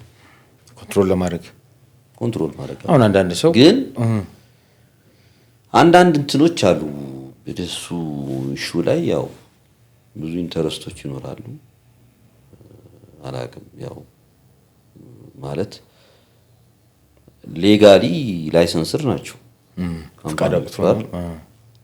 በተወሰነ እንትን ላይሰንስር ናቸው። ግን የሚያጫውቱት ጨዋታ ሪስፖንሲብሊ በምን ያህል ሌቭል ነው የሚያጫውቱት የሚለው ማተር የኮንትሮሊንግ እና የኦቨርሳይት ስራ ይመስለኛል እንትኑ። ያን ደግሞ አዌር በማድረግ ሚዲያ በመጠቀም ማለት የሚመለከተው አካል እንትን ማድረግ አለበት። ይህን ብዬ አስባለሁ። አንደኛ አጫዋቹ ካምፓኒ ሪስፖንሲብል መሆን አለበት ብዬ አምናለሁ፣ ኢትዮጵያዊ ካምፓኒ እስከሆነ ድረስ። ሁለተኛ ያው የተጫዋቹ ሪስፖንሲቢሊቲ ነው የመጀመሪያው፣ ግን ተጫዋቹ ሱስ ነው እንዳልክ። ሶስተኛ ግን ሲስተም ኢንፎርስድ መሆን አለበት። ሲስተም ኢኒሺየትድ ኢንፎርስመንት ገብቶሃል አይደል?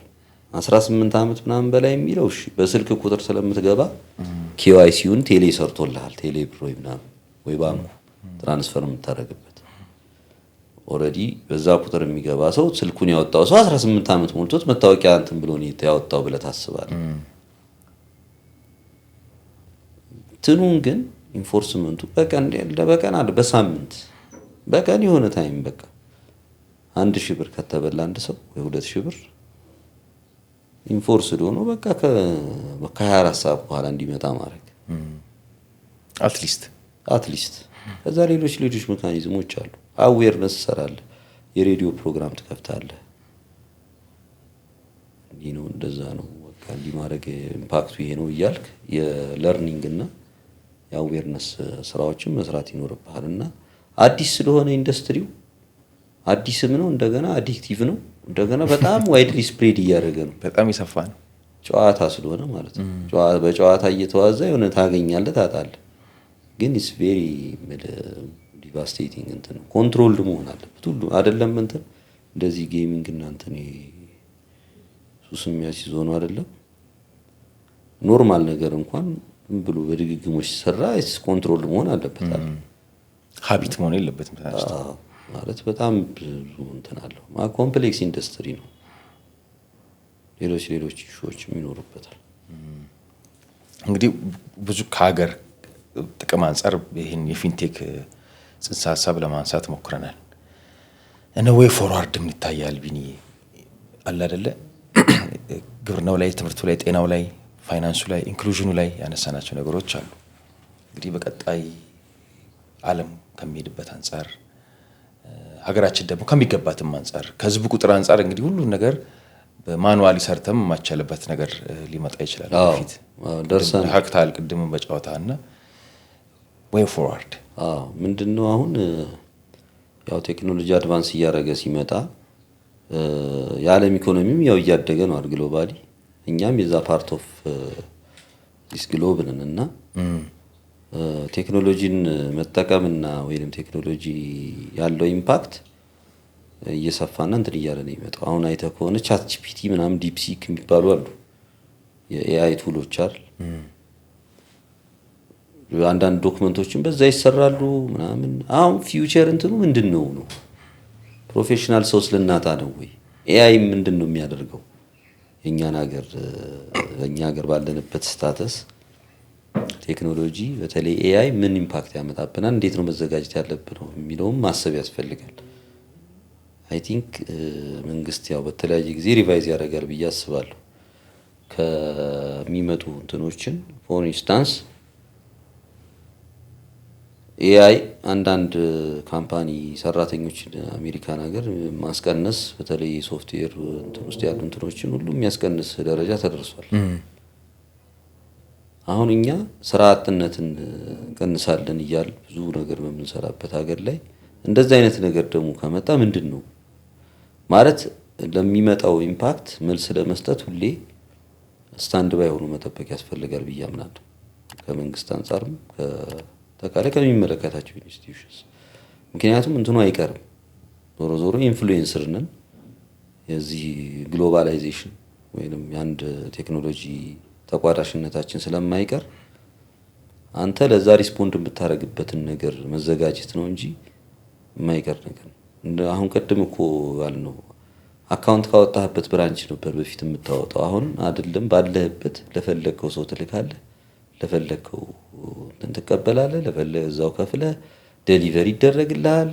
የዴሊቨሪ ኦንላይን ዴሊቨሪ እንትኖች አሉ። ላይፍ ስታይሉ ራሱ እየተቀየረ።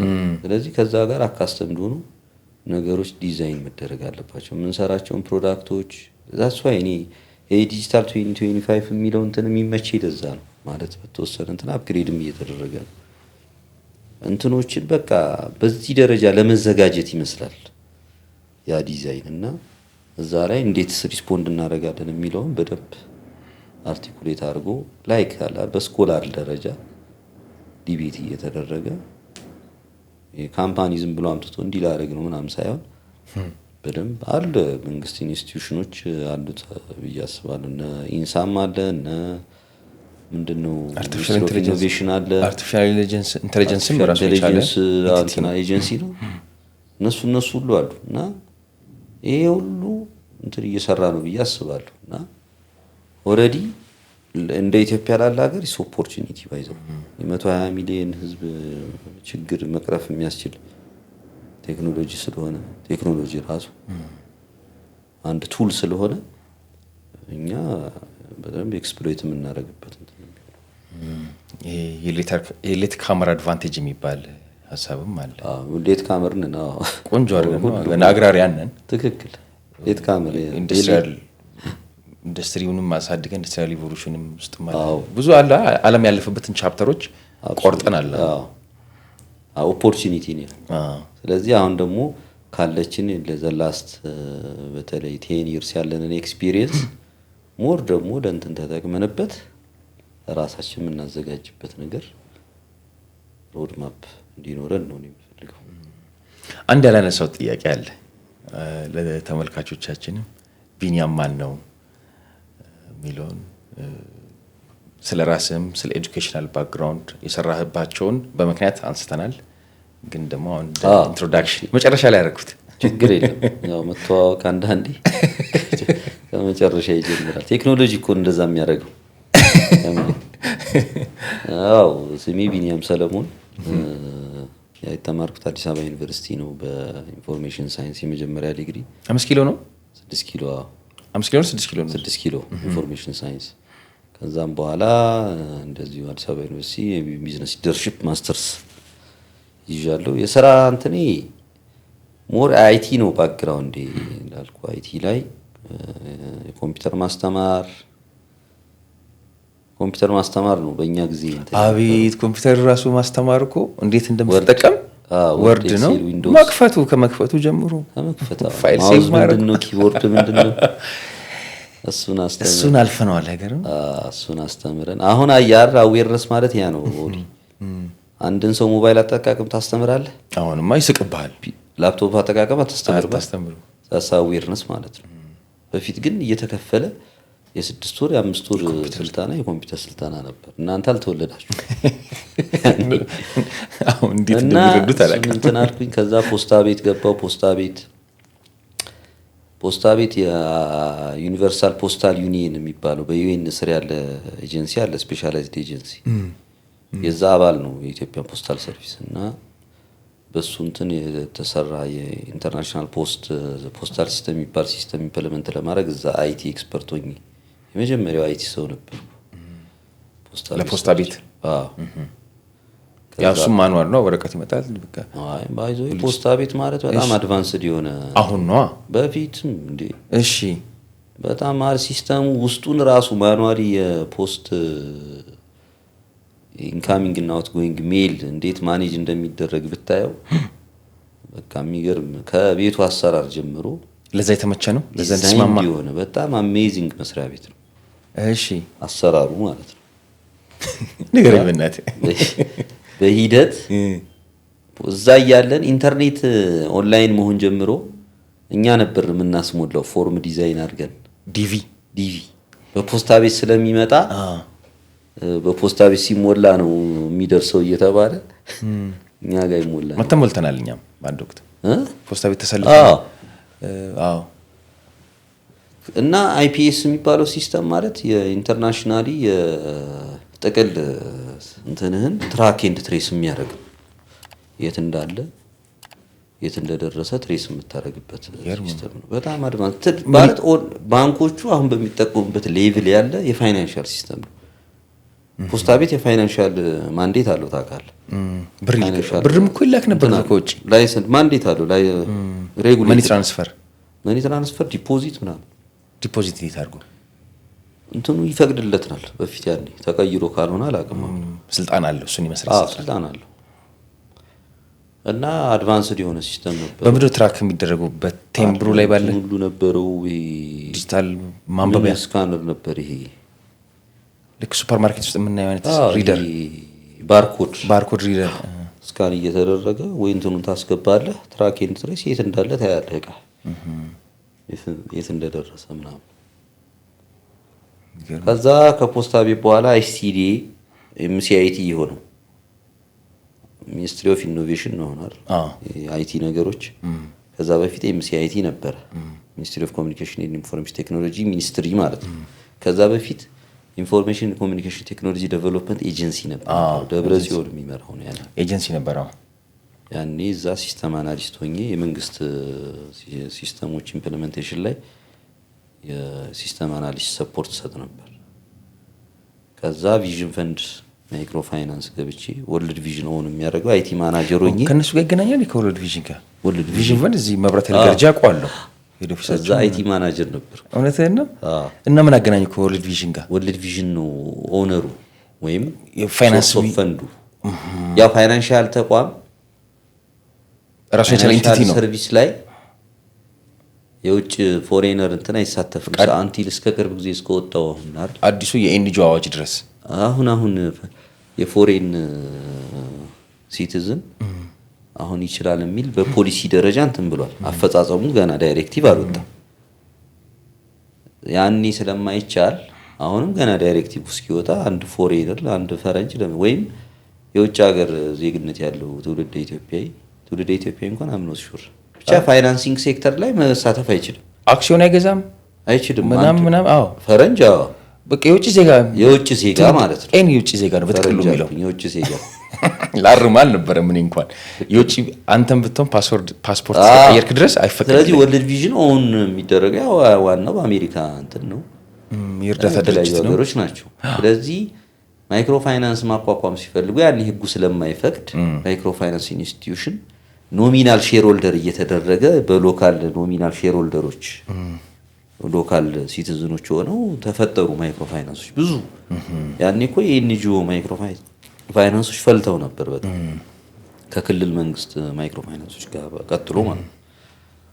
ከዛ ቪዥን ፈንድ ዊዝደም ማይክሮ ፋይናንስ ነበር የሚባለው ያኔ።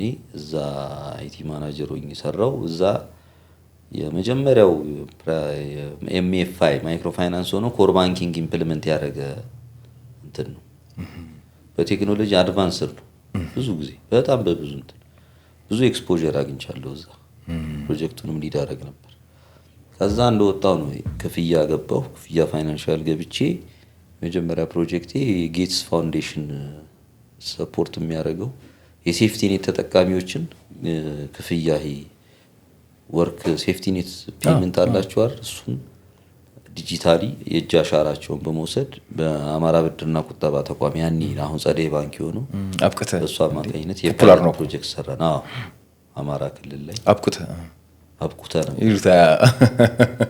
ከዛ እዛው ላይ የለሁሉ ፕሮጀክት ላይ አብሬ ተሳትፍ ያለው። ከዛ የለሁሉም በኋላ የአይቲ ኦፕሬሽን ማናጀር ነበርኩ። እዛ ላይ የተለያዩ የኤሌክትሮኒክ ካሽ ትራንስፈር ቤኒሻንጉል ጉሙዝ ላይ የሆነ ሰርተናል ከደብሊኤፍፒ ጋር ምናምን። እንደዚህ የካሽለስ ነገር ዲጂታል እንትንን ያኔ ነው ወደ የብራንችለስ ባንኪንግ ነበር ያኔ የሚባለው ወደ ካሽለስ ወደ እነዚህ ሞባይል መኒ ምናምን ወደሚለው ኮንሴፕት ራሱ የመጣሁት ያኔ ነው። ከዛ ስዊች ገባሁ ቺፍ ኦፕሬሽን ኦፊሰር ሆኜ ናሽናል ስዊቹን በአጠቃላይ በፕሮግራም ማኔጅመንት እነሰ ዲፕሎይድ ኢምፕሊመንት አድርጌያለሁ ብዙ። ከዛ አክቲንግ ሲኢኦም ነበርኩ ናሽናል ስዊቹ ላይ አንድ 6 ወር ሰርቻለሁ። ከዛ ክፍያ ተመልሼ ገባሁ እና የዲጂታል አግሪካልቸር ጀነራል ማናጀር ሆኜ የዲጂታል ፋይናንሻል ዲጂታል ፔመንት ሰርቪስ ጀነራል ማናጀር ሆኜ 2 ፖዚሽኖችን የዚህ ቮቸር የፈርቲላይዘር ዲስትሪቢዩሽን የዲጂታል ሌንዲንግን እንደገና የቀይ መስቀል ጋር የሚሰራናቸው የፔመንት ሲስተም አለ። እነዚህ ሊድ አድርጌ ብዙ ነገሮችን ኢምፕሊመንት አድርጌ ነው የወጣሁት። እዛም እንደገና በኮንሰልተንሲ ዲጂታል ሄልዝ ዲጂታል ትራንስፖርት ናሽናል አይዲ ጋር የማስተር ኤጀንት ሰርቪሶች እንዴት እንደሚሰሩ ምናምን ኮንሰልት አድርጌያለሁ። ፕሮፖዛሎችን ዶክመንቶችን ሰርቻለሁ ማለት ነው። ከረንትሊ አሁን የት ነህ? ከረንትሊ ዲጂታል ጌሚንግ እና ሎተሪ ሰርቪስ ላይ ነው ያለሁት። አይለቅም ይሄ ዲጂታል ነገር ወይስ አንተ ስለምትፈልገው ነው? አይ ያው እንጀራ ጉዳይ ሆነ ምንድነው እኔ እንትኔ ያው አሁን ገብቷል ሁሉ ነገር አንድ እየሆነ ነው የሚሄደው። ፓሽን ስራ ምናምን ሁሉ ያገናኛል። ሁሉ አንድ ነገር አንድ ዛቢያ ላይ ነው የሚዞረውና ወደዚህኛው እንትን ደግሞ ትሬንድ ስለሆነ አሁን ቀጥሎ ማለት ሪስፖንሲብል በሆነ መንገድ እዚህ ኤሪያ ላይ የተወሰነ እንትን ለማካበት ይረዳኝ እዚህ ሰፖርት እያደረኩ ነው። ረጅም የሰራው የት ነው? ረጅም ነው የምትለው? ረጅም የሰራውት ኢትስዊች ዘለጋለች ኢትስዊች ክፍያና ቪዥን ፈንድ እኩል ጊዜ ነው የሰራሁት። 5 ወር ከ5 አመት ከ4 ወር ነገር 5 አመት ሁሉም 3 5 አመት ነገር 5 አመት ከምናምን 5 አመት ከምናምን 3 አጭሩስ አጭሩ አይስቲዲ አጫጭርማ ብዙ ይሄ አንድ ወር ምናምን አለኩ። ገርሞኛል እኮ አሁን ብዛታችሁን ሳይ። አንድ ወር እኔ ኮምፒውተር አስተምሬያለሁ 1 አመት ብያለሁ። ከዛ ፖስታ ቤት 2 አመት አይስቲዲ 8 ወር 22 አመት ሰርቻለሁ። ይሄ ዝም ብሎ ገብተህ የምትወጣበት አለኩ እንዲነክተው የሆነ ታይና ምድር ያው የሚመች አይነት ለቲም ወርክም ሊሆን ይችላል። ለማዘዝ እንኳን አይባልም፣ አብሮ ለመስራት ምናምን የሚመችስ የሰራተኛ ባህሪ? እኔ ከምንም በላይ መሰለህ እኔ በምን አምናለሁ መሰለህ፣ ያው ሁሉም ሰው እንትን ይላል። በእርግጥ አቲቲዩድ የሚባል ነገር አለ አይደል? ወይም አንድን ነገር ሰው ማንም አይችልም ብዬ አታምነው።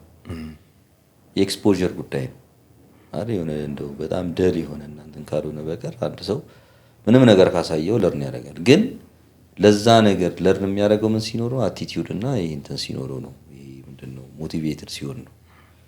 እና እንደዛ አይነት ሰዎች ደስ ይሉኛል። ከዛ አንተ እያሳያቸው አንተ የምትለውን ይሰማል። ከዛ ባልካቸው ሰዓት አሁን እኔ ይሄ ስልክ ስትደውል ለምሳሌ የስራ ሰዓት ውጭ ነው ምናምን ብሎ እንትን ቢል ይሄ ራሱን የሚገድብ ሰው አለ። በእርግጥ ፕራይቬት እንትን ነው። ግን አንዳንዴ ያለህበት ሁኔታ ደግሞ ሲያስገድድህ ያን አንደርስታንድ አድርጎ አብሮ የሚሰራ ሰው አለ። እንደዛ አይነት ሰዎች ነው አፕሪሺየት ማድረግ። አንተን ተረድተው አንተ ያለህበትን ሲቹዌሽን።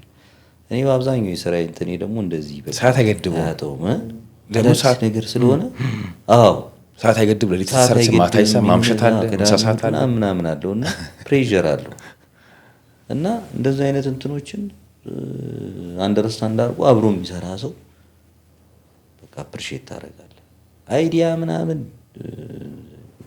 ችግር የለውም፣ ኖሌጅ ምናምን ያለው እንትን ጥሩ ነው። ግን እኔ በአብዛኛው የማኔጅመንት ስራ ላይ ነው የሰራሁት እና የሊደርሺፕ ስራ ላይ ስለሆነ ሰዎች በበጎ በቃ ፓሽኔት ሆነው ምንም ባያቅም ማለት ነው። ባያቅ ስለ ሳያቅ አይገባም። እዛ የተወሰነ እንትን አለው። ግን አንተ በምትፈልገው ሌቭል እንትን ላይሆን ይችላል።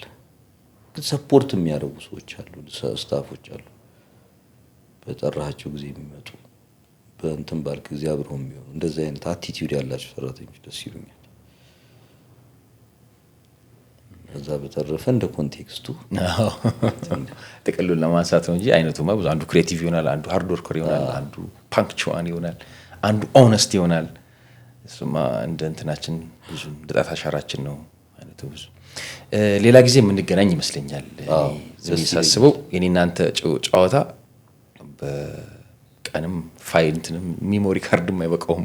ቀኑ ሙሉ ብናወራ ብዙ አዳዲስ ነገሮች ካንተ እንደማገኝ አምናለሁ።